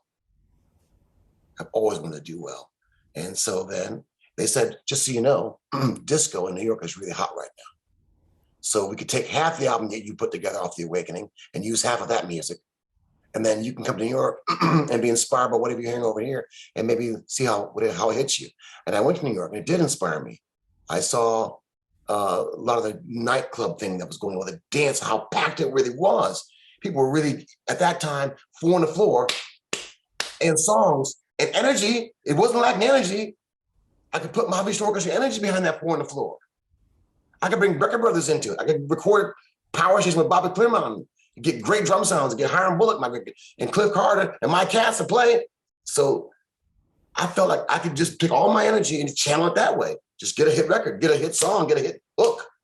And I went to that Hilton Hotel on 6th Avenue and wrote 4 songs really quickly. I Don't Want Nobody Else to Dance With You, whenever it came to me, and cut them. And Bobby Clearmountain helped me get my good vocal sound. And God bless us, man. And Randy Brecker wrote a great horn chart for that jam. Michael Brecker played sax on a couple other songs. It was just meant to be, kind of came together. It saved my career, speaking that I wouldn't be dropped. And allowed me to do a second album, Dance of Life. I Should Have Loved You. Tonight I'm All Right. More dance music. And some cool ballads too, and some fusion and everything. I've always took a fusion song on there. But I really wanted to have a career where I wouldn't be dropped. I didn't want to be dropped. Yeah. So that's what really happened to me. And then they said, would you produce an album for Don Cherry, do a kind of Bitches Brew? And I did that with Tony Williams played drums, Lenny White, Raymond Gomez, all the cats came together. That was wonderful. But then I learned there was a little girl named Cecil Taylor that Henry Allen at Cotillion Records loved. And I said, why don't you let me just do 4 songs for Stacey? And if you like them, you know, I can finish the album cheaply. I won't charge a bunch. But, you know, if you don't like it, then you haven't lost very much. And I was hot at the time, but I Should Have Loved You, my little thing. And he said, great. So I came back home to San Francisco, flew out here to TM Stevens. Carla was here with me, my guitar player from Nova, Frank Martin. We rehearsed the stuff. Let Me Be Your Angel, Dynamite, Jump the Beat, those songs. We cut it at the Record Plant Studios quickly, cut the stuff. Went back to see Stacy in New York, put her vocals on it. She killed the stuff. We mixed it, got Michael Gibbs again to do the string arrangement for Let Me Be Angel. And we had hit, God bless us. Then the phone started ringing. Clive Davis wanted, you want to do Dionne Warwick, you want to do Aretha Franklin, you want to do somebody, you want to produce somebody. And then, like Whitney Houston, all this stuff started coming. How was it working with Aretha? Incredible. See this fire? Here it is. That's what it's like looking in her eyes. Wow. You see that spirit, that strong in her eyes. When you first meet her, you see it. And then you have to realize who you're talking to. And you bow down, you genuflect, and you kind of stay down. You kind of stay down, but you want to let her know that you can also work it pretty good too. So you're very respectful. You want to fight. You're going to be only there to love her. You're there to love her, but you want to have some hit records too. And then once the music starts, she starts singing and breaking her little sweat and carrying on. We become the best of friends. We're on the same team. We're fighting together to make the best music. And well, that's the thing, isn't it? Right? Yeah, that's the thing. Production is teamwork, isn't it? Yeah, it is all the way. You have to, as a producer, make the artist feel like the love. Complete surrender love. From there, the willingness of making the music come to life comes on. And then I realized that she's such a genius that she wouldn't even come to the studio unless she knew every little thing she wanted to do with those songs. And it was memorized. I went one day out to the music, make a little change of a lyric perhaps. There was no music on the stand. There was no words on the stand. It was just blank. It was all in her head. All of it. So I realized I'm doing some rarefied air here again. And she loved her voice. That's something I can tell you now. The two singers in my life, there are more than two, but clearly two, that just love the sound that comes out of them. It's her, of course, Whitney. And there are others, but those two come to my mind. Just love the sound they make. For example, Aretha would want to come in the control room and say, play it back, and she have a long ash on a cigarette. And the ash would just hang there while she listened to it. I wonder was the ash gonna fall. The ash wouldn't fall. She'd be loving the sound. Just loving her sound, like, yeah. So then I learned to love the sound. Yeah. And for example, if I would say, I'm a pop guy too. I know we can't get all too solely in the first verse. We got to control it. Second verse, open up. Our bridge open, and outro will go crazy. But the first verse, because I want the world. I want white, black, everybody. So calm it down for the first verse. And where she might be like taking too many chances to me in the first verse, I might say to her, I might need another take of the first verse. She'll say, well, why? I said, well, we need a couple more choices of this line here or there. She said, I'll be nice to you. I'll give you what's called a straight reading. I said, what's a straight reading? She said, straight reading is where I go and sing it again. More to the melody. I'll give you another take. Oh, great. So she'll go back in and she'll sing it a little bit close to the melody. It's less ornamentation, right? Less ornamentation. Let's ad-libby, a little more, But inevitably, when I get back home here to comp and put it all together, I gravitate to what she first wanted to do because it was right. Her little blues thing she wanted to do, it's cool. Because the chorus is going to be so strong, it'd be all right. And that's what I've also learned through production, how important the chorus is on these songs. That they got to be the thing that waves the flag to the world. Join in, sing along. This is your song. We're here for you. Verses can be more personal. Bridge can be more, but this is how I really feel about it.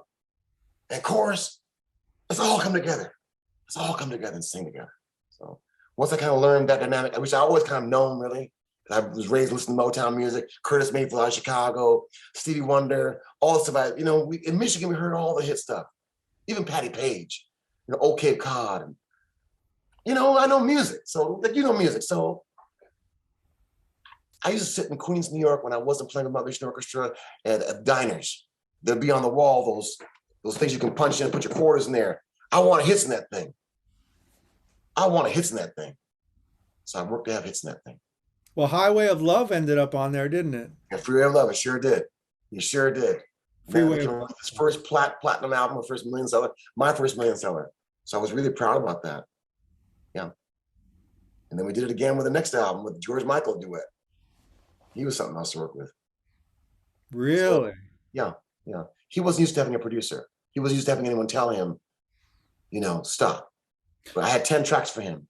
And then after he recorded like over the 5, 6, 7, 8, 9, I'm getting out of tracks. But he wants to keep going. He says, go back over the first 4 tracks. Go back over No, George, I know.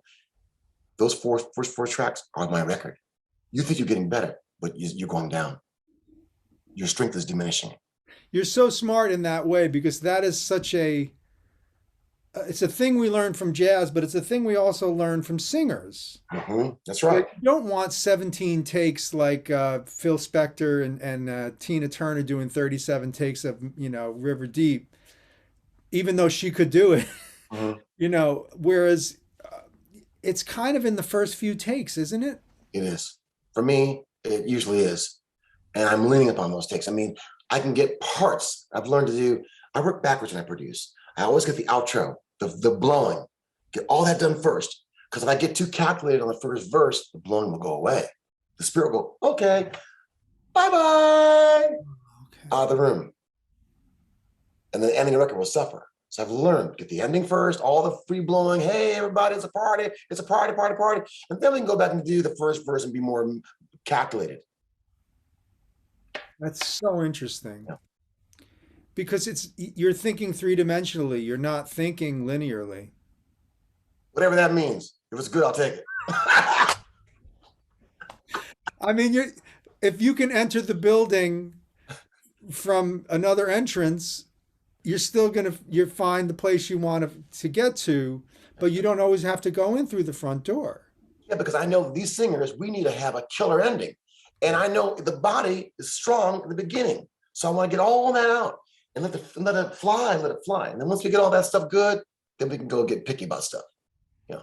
All my records are done like that. Really? All of them. Every Whitney Houston song, I've done 20 songs with Whitney Houston. How many I've done for Aretha, Regina Bell, Mariah, all of them. They sing it through, great. No, we're gonna work on the outro. Just go on it. And they blow out there so strong, now they get happy. The endorphins are really flowing now. All the mental bullshit's gone. All the fear, gone. We kicked it in the ass. Now it's like, yeah, this is a damn hit. I didn't know at first, but now I know it's gonna be a hit. Right. Now let's go work on that first verse. Where did you get that idea? God. It's all God. I can't take no credit for none of it. I just asked God. I said, God, please give me a hit. And something else tells me, do this, do that, do this, do that. Oh, that sounded good. Do more of that.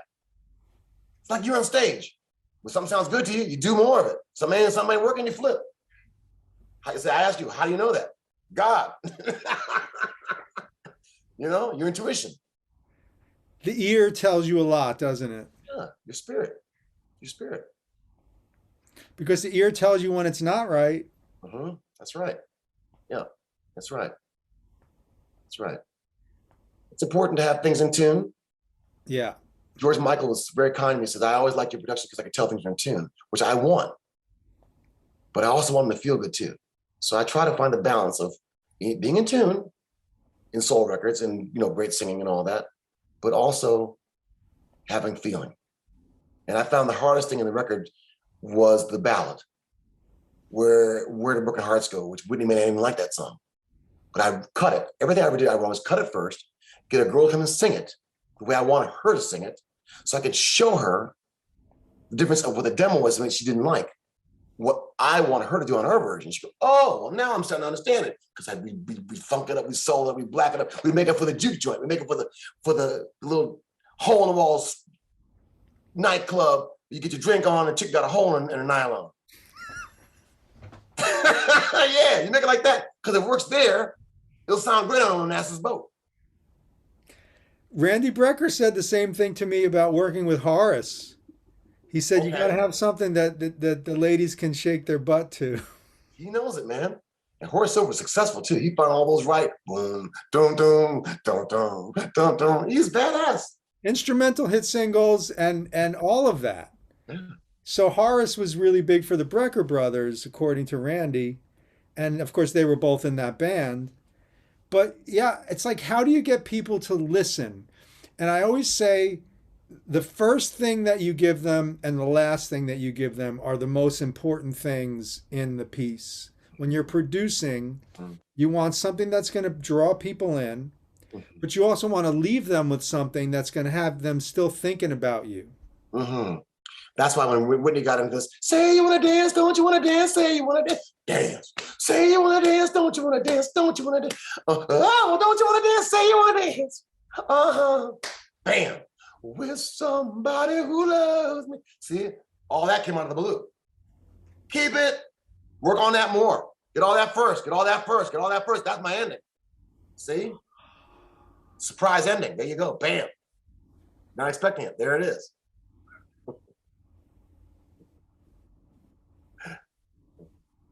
And you also have to know when to not overproduce, right, Narada? I don't know about all that. All I know is I'm just trying to do what I do. Some people say, oh, that cat, everything he does sounds overproduced. I don't know. I'm just doing what I like. Some people think Phil Spector's overproducing. Hell, it sounds good to me. See what I mean? Everybody's got their own take on things. It was a hit, it worked. Right. You know what I'm saying? Richard would say, did they laugh at the joke? Yeah. Then that's all right. Right. That's right. You know what I mean? Well, because laughter is an autonomic response, right? Right.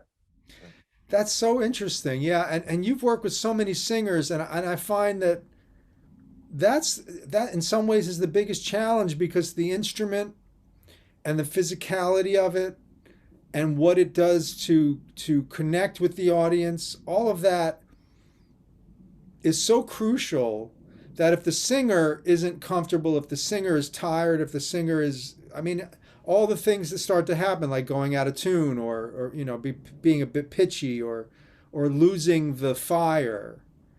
So how do you coach singers to get the best take that you want? Just by having them start with the outro of things? And yeah, but mainly first loving them.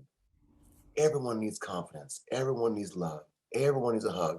Everyone needs to know it's going to be okay. Because guess what? The microphone, what you're going to sing in that microphone is going to hopefully last forever.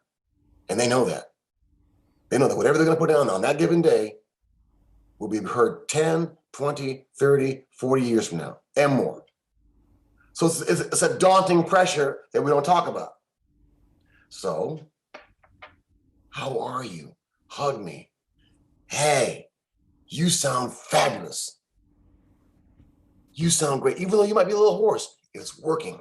The hoarseness is bringing the essence of what you're singing to my soul. So use it. Just feel it. See, that's the love you pour on them. The love makes it all work. Like a coach, very much a coach. Even if you hurt your ankle, you hurt your wrist, Greg. I know your wrist, you know. You'll play fine. Just play from the spirit. You'll do fine. You'll get past it. I coach you that way. Same thing in the studio for singers. They need that same coaching. I don't care who they are.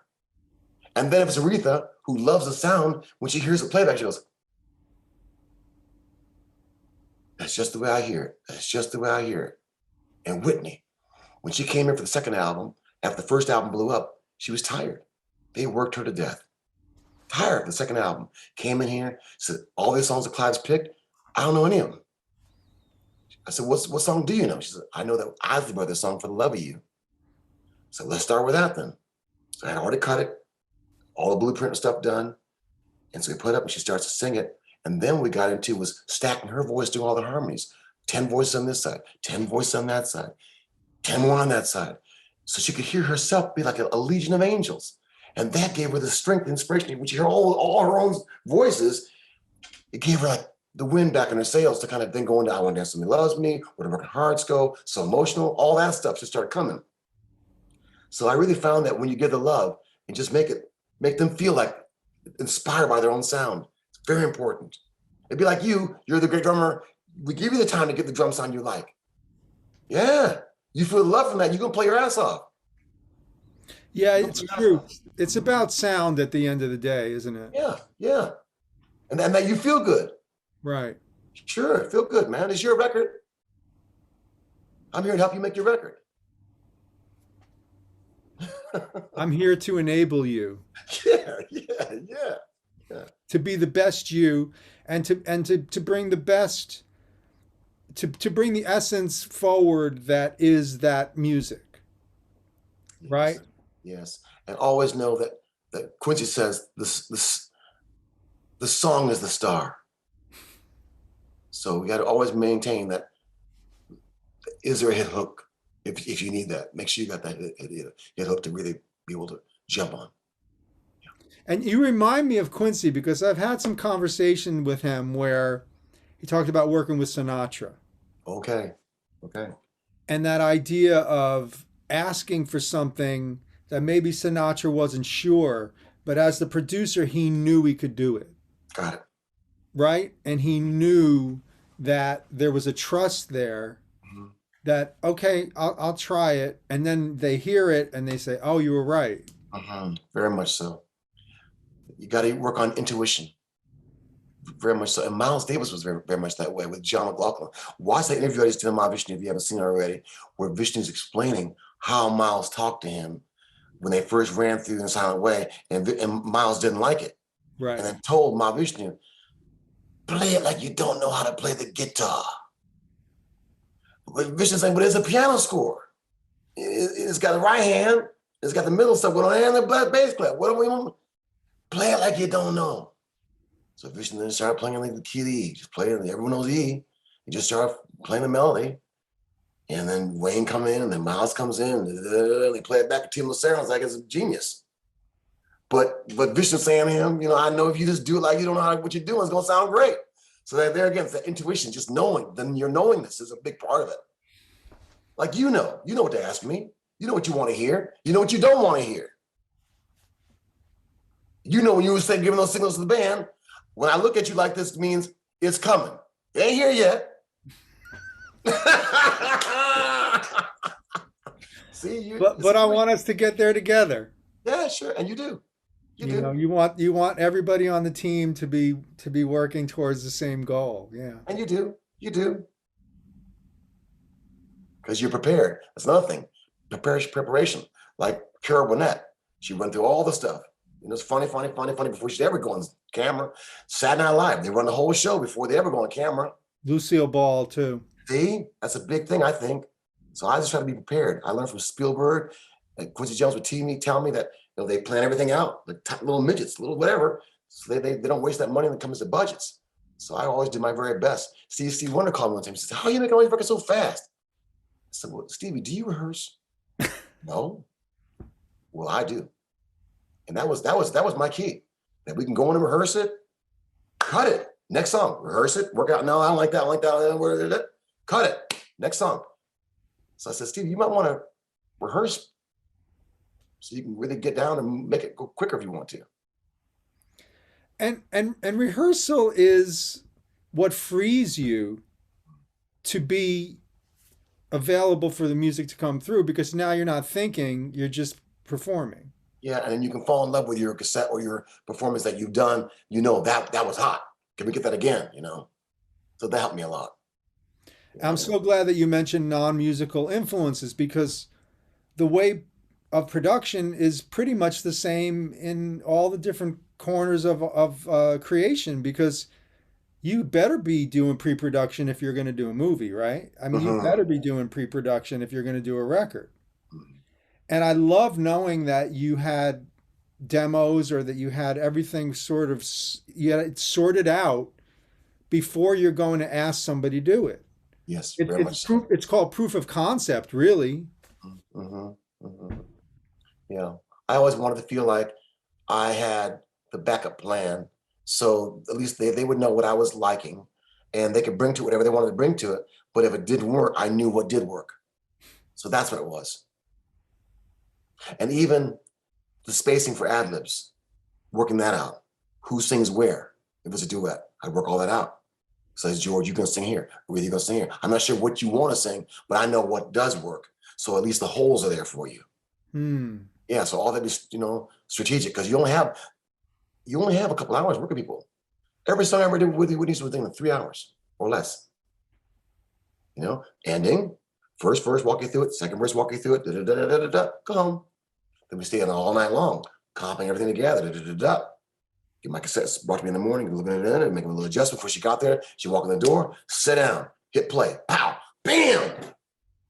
It's a hit. Right. All you gotta do is a little harmony over here, a little ad lib there, it's done. Wow. Took all the pressure off, was done quickly. Now she's excited. I found a big thing. If you can be ahead of the curve, you're not beating nobody like a horse, making them happy, making them feel good. They get excited. I get excited. And I didn't mind doing all the extra work to make that happen so they could get high. Yeah. Yeah. Because it is work. I didn't mind doing it. Right. It's fun because you know where you're headed and you know how to achieve success in advance or give it your best chance of achieving success. And one thing I want to say, sometimes you don't often know if you have a bunch of great takes from Whitney or Aretha, what's going to be your record? But then you have to ask God. And you say, what's going to be the thing we want to hear 100 years from now? Then it makes it really easy. You know, they're both great, but 100 years from now, that one. 100 years from now, that one. 100 years from now, that one. See what I mean? Choosing takes is not easy. No, I would say choosing is confusing. But I would learn just to, think in a different stratosphere. What's going to sound good years from now? Dionne Warwick. Yeah, I love her. She taught me with Burt Bacharach how to produce Whitney. And what's it all about, Elfie? All those great songs. The House Is Not a Home. San Jose. All those great compositions that Burt put down. We became friends later in life, but god dang, what a producer, what a writer with Hal David. All those pieces for Dionne. So when I get with Whitney to relax her, we go play Alfie at the piano. We go play Walk On By at the piano. We go play one of those pieces. Then it'd be cool. It'd be cool. That's how it happened. So Dionne really helped me a lot. I loved her, love her. Yeah. We learned so much from listening to you, Narada. You, as the producer, the experiences that you've had, your point of view is, it's coming from a place of love of the music. It is. It is. And like when you love something, like when I was a kid, there was a group called the Lansing Imperials going out of my head. With the production by this guy named Teddy Randazzo. It was phenomenal. Even his Spector with the Righteous Brothers, You Lost a Loving Feeling, and some of those things he got into, it was just huge. Like, so I loved all that. So it's in my spirit. That's what it is. We emanate what we loved when we were kids because we're still big kids. That's what it is. I like to think we are. We are. Music keeps us that way. Music keeps us fresh. And I think once we kind of lose our wonder, when we lose our love for it, it kind of goes away. It kind of goes away. I never want to lose that. No, but that's the child in you, quite frankly. That's the same spirit that wanted to go to Mahavishnu Project. Mama said, you're going to be drugs over there. But you wanted to go, see? That same wanting to go is the same guy you're talking to now. And I look at you, man, I can't tell how old you are. I swear to God, I can't tell. You're just I'll never say. And I'm not going to ask you because you just look like a kid. And when we did recently did little videos for John's 80th. Yeah. The thing that I said to him, which I don't mind sharing, is that 80, every time I look at you play, you look like a kid. That's it. That's the first thing I asked him. I said, all my friends want to know how you stay so inspired, how you stay on everything you're doing inspired. And he said, well, the cosmos, the universe inspires me. This majestic life that we have inspires me. He went off on it. It's beautiful. Well, there's a lot there. And you mentioned non-musical influences, and I think that's so important. Inspiration coming from nature, inspiration coming from science, or inspiration coming from science fiction, or inspiration coming from anything, food.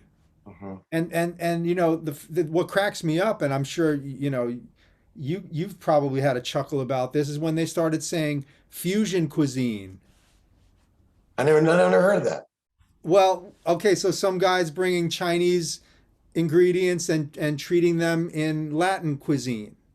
Someone's taking French cuisine and they're trying to make soul food combinations. And that Oh, okay. so they started using this term fusion cuisine, and I thought, oh, that's just too funny. Yeah. Oh, okay. Okay, fusion cuisine. Yeah. Mhm, mhm, But everything is fusion, and to me, nothing is pure.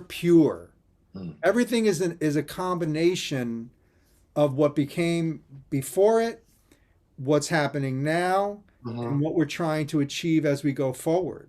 mhm. So there's really no, it's all an amalgam. It's all. I mean, look at you. All of the things that you have done musically. Somebody would say that's not the same guy, Mhm. but it's all coming from the same person's mind and imagination. It's very inspiring, really beautiful. Thank you, brother. Thank you so much. Thank you so You know, much. and I'm so glad that we have a chance to talk because, we really have had our phone conversations, but now we're really getting Yeah, into it a little yeah, bit. yeah. And man, you're back drumming. You're back drumming, aren't you? Well, yeah, I never stopped drumming. I love But I mean, drums. you're back gigging. Well, but I'm not going to do that right now, though. I did some gigs. I did some great gigs, about 6 to 9 gigs altogether. But then God said, stay home with the family.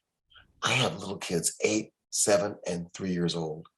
And they were not doing well with me being gone very long. And so I realized that the kind of wife I have needs me. So I have to be around. So I'm making more of my home here in the studio and doing what I can do. And then when I do go out for my own NARADA music productions in the future, I'll do them in a way where my family can handle it. But Journey, those guys go out for months. Like they're gonna go out in a couple of days, February, March, April. They play, man, for a long time. So that would not be good for my family. How But did I'm you? very proud of the album we have coming up. We have a good album called Freedom coming up, the double album, which I helped produce with Neil. That's a hot record. Oh, I want to hear that. Yeah, that'll be out spring or summer or whenever they're gonna get it. But it's all done. And how did you enjoy working with Journey? I enjoyed very much the compositions of some of the things I've just always have loved. I'm a big fan of Steve Smith, and then having to play what Steve played live. They've evolved into not just what the records do, but what Steve played live. And Steve really is a hell of a musician, and he's grown. I mean, I remember when he first came on the scene with Gianluca Ponte, with Ralph Armstrong. I heard about him, all that. It's cool, cool, cool, cool. And then he took some of the things he liked about me and put them into the early Journey stuff, like Mother, Father. But then as he grew playing with the live stuff with them, when he went back again to join them, he added so much musicianship into Journey now that it was staggering to like try and learn all that. Yeah. He played a lot of great stuff, man. Then there's another guy named Ainsley Dunbar who played a lot of great stuff in their early Journey. His little sense of feel is like his own. So it's a lot of memorization and learning. So I had to really just like go to school. I went to school of Journey. And then we brought Dean in because Dean knows all the catalog of stuff I would never even think about. Then he knew his way of playing it. So then I mirror what he knew with what I knew. And that was a cool thing because I like two drummers. I don't do it that much, but it's a hell of a sound. It's like an army coming at you. So that was kind of a cool thing to do. Well, James Brown had two drummers, You know didn't what I mean? And I like playing with Bernard Purdy. That was cool. But in this band, all the parts had to work because the bass, the guitar, there's parts. So Dean's parts, my parts, all the parts had to fit. So it was a lot of study. So God bless, man. The Cats are going to go out there and hit it hard on a big tour coming up now. And we have a new album called Freedom, which we helped produce, put together. And I did all the vocals with Arnell Zoom on the Philippines. Did you? Yeah, and all the parts were done in different places. John Kane, the great writer, and down wherever he be, in Florida. Randy in LA. Randy Jackson played bass in LA. Jason is the great, there's another cat singing backup and playing up in Seattle area. So the parts would be farmed back into me after we give them like out to them. And we put them all back together again. So it's a lot. But what was great was working with Neil. Neil has a lot of inspiration to write songs and riffs and ideas and what he wants to get into. He can be mean on that guitar, man. Yes. So we play drums and guitar only and make that sound hot. Then add all the other stuff into that, which I love. And then he started doing some keyboard stuff. We did write on keyboards. So we drums, keyboard, guitar, and then add everything else into it. So did you do really vocal arranging on that too? Some with him. Yep, some whatever was needed. If he had it, I'd back it up. I really was very much a coach that would just support. And then when it needed me to kind of add my thing, I would. A few years back, though, you also got back with Jeff Beck, huh? That was incredible. Jeff Beck and I are like peanut butter and jelly. Something about the way he plays that guitar too. Something I just kind of instinctively kind of anticipate. I kind of anticipate him, you know? Or maybe because I listen to him so much, I can just anticipate. Because I remember like when we were touring together with Mahavishnu and him, I would purposely every show go in the audience and just watch his show. All the Blow by Blow material. Like, you know, because we ended as lovers, the Stevie Wonder piece, and just watch what he was bringing to it and how he would cry on it and solo on it. And I had a fondness for how he would take the sweet things and rough them up. Take the sweet chords, the major sevens, and then kind of bend on them and cry on them. Bring his fingernails with car grease into him. So I kind of like that juxtaposition. So I really like playing with Jeff. It's kind of easy for me in a way. It's kind of easy. Because I have an idea of what he's going to play even before he plays it. I can feel it. You know, Vishnu was a professor. I mean, I have an idea, but no, it's not going to be that because it's going to go over here. So no one's going to go over there. So no one's going to break down soft. See what I mean? You have to always like just be like holy and reverent. But Jeff, I had an idea what he's going to do. It's just our nature. Yeah. And he's such a melodic player. Yeah. And making the Wired album with George Martin was a wonderful thing because Martin, Beatles producer, was very encouraging of Jeff. Again, I watched that producer relationship to Jeff. So you learned also from watching one of the great producers. That's him, Tom Dow, Dennis McCott, Ken Scott. Those guys are my teachers. I watched how easy they made everything feel. You know, let's mention Ken Scott though, because he was on Emerald Beyond, right? Yes, and he also did this stuff with Billy. And the stuff with Billy, yeah. The drum sounds are out of this world, you know? And he would be the one to teach me, well, this is what Ringo would do. So, well, what would Ringo do? He said, well, he put towels on the drums. Or we're going to put a towel on the bass drum. Boom, boom, boom, boom, boom, for the heartbeat. You know, he'd do those type of things, which I thought was really cool. Ken Scott is like an encyclopedia of knowledge. And the sounds, again, in the control room will blow your head off. Incredible. That's all I can say, man.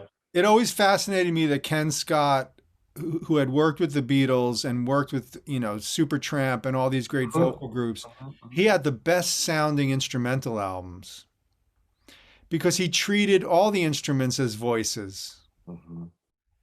Also, I think he's really smart about balancing the mixing, which just sounds so beautiful. You could, I mean, no matter who you were, you could play those records that he'd work on, and they just sounded well balanced. Yeah. You know, that's a gift. Because ain't no one telling you how to do this. Ain't no book on it. You're really going off of your pure ear and instinct. And multiple playback systems, right? I mean, you got to play it on your car. You got to play it on your friend's car. You got to play it all around. I mean, that's my approach. At that time, we were early in the game. I was early in the game. And all we ever played was in the studio. I only hear it from the studio and when it came out on a record at my home. We never heard it anywhere else. I only heard it in the studio. I left the studio. That would be it. And then when it came out on a record, or, you know, after they're done mixing on a record, that's nothing else. Nothing else.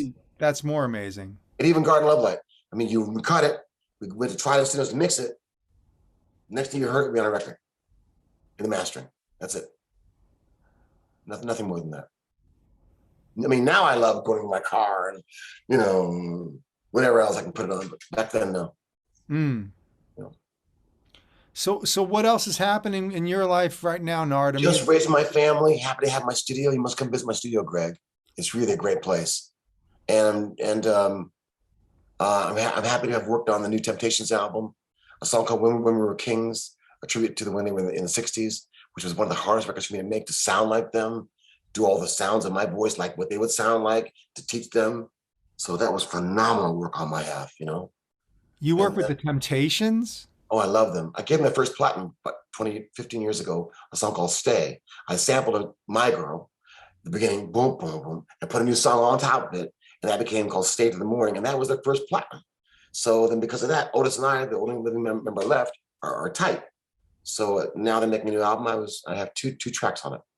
I'm very happy. I also love Carlos Santana. I got some stuff on his new album with Steve Winwood called Whiter Shade of Pale, a remix of that one. Oh, really? Oh, Very happy. And a song for his beautiful wife, Cindy, who's a badass drummer, Cindy Blackman Santana. So love her. Also, Jennifer Saran, another singer I like to work with. She's always coming around to work on stuff. I love her. And George Benson might be singing. And I have my own new single coming out with Sting, Stevie Wonder, Carlos, Ishmael, and myself called The More I Love My Life. BMG will put it out this year. So I'm happy about that. wow. When are we going to see that? Maybe springtime, maybe summer. Mm. Coming out soon. And there's more. I can't think straight. I'm developing a new artist, a little 7-year-old kid I really like named Ivan. So I'm taking time to do him. And other singers who I love. I'm always open to doing things. So, God keeps me busy. But I'm really happy I can be home. My studio is on like 2 or 3 miles from here. I can walk it all along the water. Like where Otis Redding sang Sit on the Dock of the Bay, it's right out back of the studio. So I'm really happy to be home here, comfortable, make my music, do what I want to do. And in my future, I really want to make a life story, like a play called The Freeway of Love, from Mahavishnu Orchestra through Whitney, through Aretha, all the hits, like a play, a story. I'd love that to happen. So I'll work on that at some point. Yeah. Well, certainly Also, some of these stories have to be in there. Yeah, they will. I want that. Yeah, because it's my history, but it's also things I don't want the world to forget because it's beautiful stuff. Yeah, I had a hand in. I cut the original Higher Love for Whitney Houston back in the day on her third album. But when the estate said, "What do we have that we could, put back out again?" I remixed Higher Love, and then Kygo remixed Higher Love. So that became a big hit for them all over again. So I'm really happy about that. And then that inspired me to do my idea called Voices from Heaven, where I would take people who were in heaven, John Lennon, Elvis Presley, who they ever, put new tracks up on them and put that out. So I want to do that kind of work in the future too. No shortage of ideas from you. No, I don't have a shortage. No. You can't get to everything, right? I'm trying. You'll help me. Hey, I'm available. I know, you're great. Anyone who can play Visions of Emerald Beyond from start to finish is mighty. Not because I played it. That music is incredible. God, Lord, what Mahavishnu wrote. And he gave me demos on cassettes to learn it. You hear him playing it on keyboards. That's how I learned it, off him in little keyboards, humming the melodies. It's like, man, this is incredible. So if you can play all that music, you all right, man. You all right. I don't know 5 guys in the world that can play all that music. And you're one of the top 5. So there you go. I'm humbled. There you go. There you go. Who do you know who can play it? Dennis? I don't know. I mean, it's honestly not something that gets played a lot. I know. I mean, it's basically the guys like Husband and John, the people that John chooses to play. Otherwise, there's really not. I mean, it's interesting. You make a point about who's playing Mahavishnu now, and it's a little bit better than it was 20 years ago when we started trying to revitalize it on stage. But now you see string quartets. You might see some different guitar groups are going to play them. There's a lot of students playing this stuff, and that's certainly encouraging. But there's become a new interest in that period of music from young people now. Good. I love it. And there are a lot of cats now, because they watch on YouTube, they can see all that stuff, they can study all, which we couldn't do. They're jumping miles and miles ahead of it, and like jet planes doing stuff. Little girls who are 15 years old are like phenomenal. Yeah, it's accelerated. Unbelievable. Eric Moore, this guy I watch. There's so many different people out with the little girl named Cena. I love her. All kind of people I'm watching. They're just jamming it with so much professionalism. Like, wow, man. Well, you guys raised the level. You raised the bar. That's all we're trying to do is keep up with you. Well, but it's gone there, man. It's gone beyond me. I'm like, what do I have to say now? I better think of something quick. Narada, you're the best, man. You're the best. Love talking to you. Love your smile. Thank you, Greg. Love your energy. Thanks, Greg. It's been nice talking to you too. You asked me a lot of nice questions. We hit a lot of nice things I don't always talk about, but love talking about. I'm a fan of the history of it. I'm a fan of what I've been able to see that I want to share with people. That's like just unbelievable. When I first touched Billy Cobham's hands, they're so soft. I couldn't believe all that fire and power, but like baby skin. And they said, well, I play with my fingers, Play with my fingers. Okay. You know what I mean? No, we're not shoveling. We have to have some dexterity there. Yeah. So our heroes, man, our heroes. I love them. When I interviewed Billy on my Zoom, it was incredible to talk to him. And I would say to him, well, let's talk about the genius that you got into on the pattern of Birds of Fire. Bang, yeah. Spectrum. Tommy Bolin. That's what I want to talk about. Okay. I love that we can capture this history and that we're having it. You're doing it. You just had John McLaughlin on your podcast. Yes, Billy. Tell everybody where they can find your podcast, Narada. Well, Billy was done under Modern Drummer. I was doing a series of 14, I think we have 13, 14 series. Lenny White's in there, a bunch of my genius cats are in there. And then I also have my own called All In, Narada Michael Walden, All In. And Mahavishnu is part of that. And then as I go forward, I'll probably do more for All In. But I'm very happy to have a voice where we can, in this medium, like we're talking to you, share the stories and spread the education, because in the schools, they can take these things and this is how we learn. So it's good, man. Yeah, I'm even teaching a course right now on podcasting. So yeah. It's a good way to have the oral history passed on and help things to move forward and grow from the seeds that you guys planted. Yeah. I want to say one thing in closing, Greg, that's coming to my spirit. There's a record by a cat, a band named Cold Blood, and there's a cat named Sandy McGee, and the album's called Sisyphus, and this opening track is called Shop Talk. And between Mitch Mitchell and the jazz side, which we've heard, and what he did with the funk, became a big inspiration, influence on me. And then being raised in Michigan, where everybody can play. I mean, right across the street be a cat named Randy. Yeah, come on in here. And Randy had his drums. And he'd whoop your ass. See what I mean? It was everywhere. Or you go to a show to see Grand Funk Railroad, and that cat, Don Brewer, will whoop your ass. See, that's what I'm talking about. Drummers need to get ass whooped to be badass. That's what's happening. Billy Cobham whooped my ass, you hear me? Just to watch him play. God, how can he do that? Then in the rehearsals for Love, Devotion, Surrender, I sat behind him. Oh, you did? On the floor. The power is staggering. You were at Love, Devotion, Surrender? In the rehearsal in New York. Wow. On the floor to watch him. It's staggering. That's what I'm trying to tell you. It's not just YouTube. It's not just listening, but it's being able to experience and smell it and get close to it and playing the juke joints. Play with the people who don't have nothing. Make them dance. if you can. That's what I'm talking about. That's what makes the fusion good. That's what makes everything come to life. I think so. Playing the fusion like Junior Walker would play it. See what I'm saying? That's what it is, man. That's what it is. Yeah, when I came up, if you couldn't play Cold Sweat, if you couldn't play the beat of Cold Sweat with James Brown, you couldn't play. Yeah. I mean, I was working on Play With Me from Wired. Okay. You know, and if you don't make that feel right, it's not going to work. I love it. You know, but Bernard Purdie, see, watch him every night. He's the king of that shuffle. He's the king of that kind of feel. I learned from Bernard Purdie.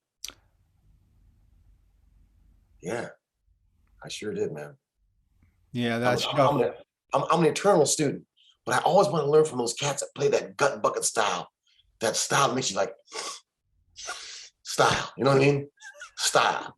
That's what I'm talking about. Then it's like, oh yeah, it's got soul. It's got soul. And John Bonham had soul, didn't he? Yes, sir. Everyone we love got soul. So what we're really talking about is soul. Ringo has soul. Yep.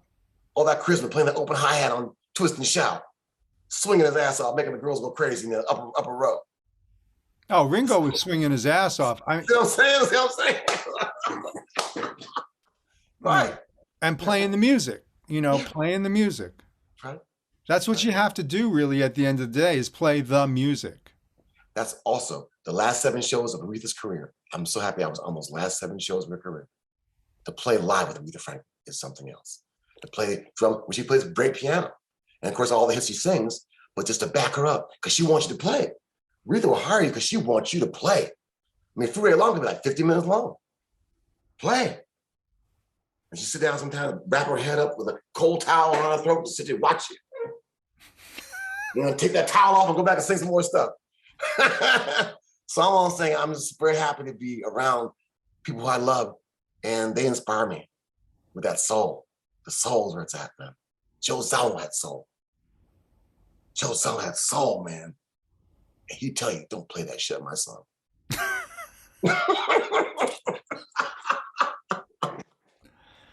Well, NARADA Michael Walden, you inspire me. And you inspire so many of us. And I know all the drummers and musicians that are going to watch this are going to love hearing every word from you. And I want to thank you for taking the time to talk to me. Don't hang up right away. I want to talk to you after we sign off. But I'm just going to say thank you, everyone, for listening to the ProgCast. I'm going to have Ralph Armstrong on here pretty soon. Woo! So we'll have all the Inner Worlds guys and all the hippest people are going to be on here. But I have my friend here, Michael, and I'm just so pleased to talk to you, buddy. And I just lots of love. I'm pleased that you touched my heart doing that Visions of the Emerald Beyond album from start to finish. People don't know, but I'm gonna tell them that album is an incredible piece of work that Mahavishnu put down. He just did. 100%. And that you could pick that up, man, and learn that the way you did and play the way you did with your band, that's what really made me go, this cat's got magic. So I want to really make sure you feel me say that to you. Amen. Thank you, NARADA. Okay. Thank you too. See you next time, everybody.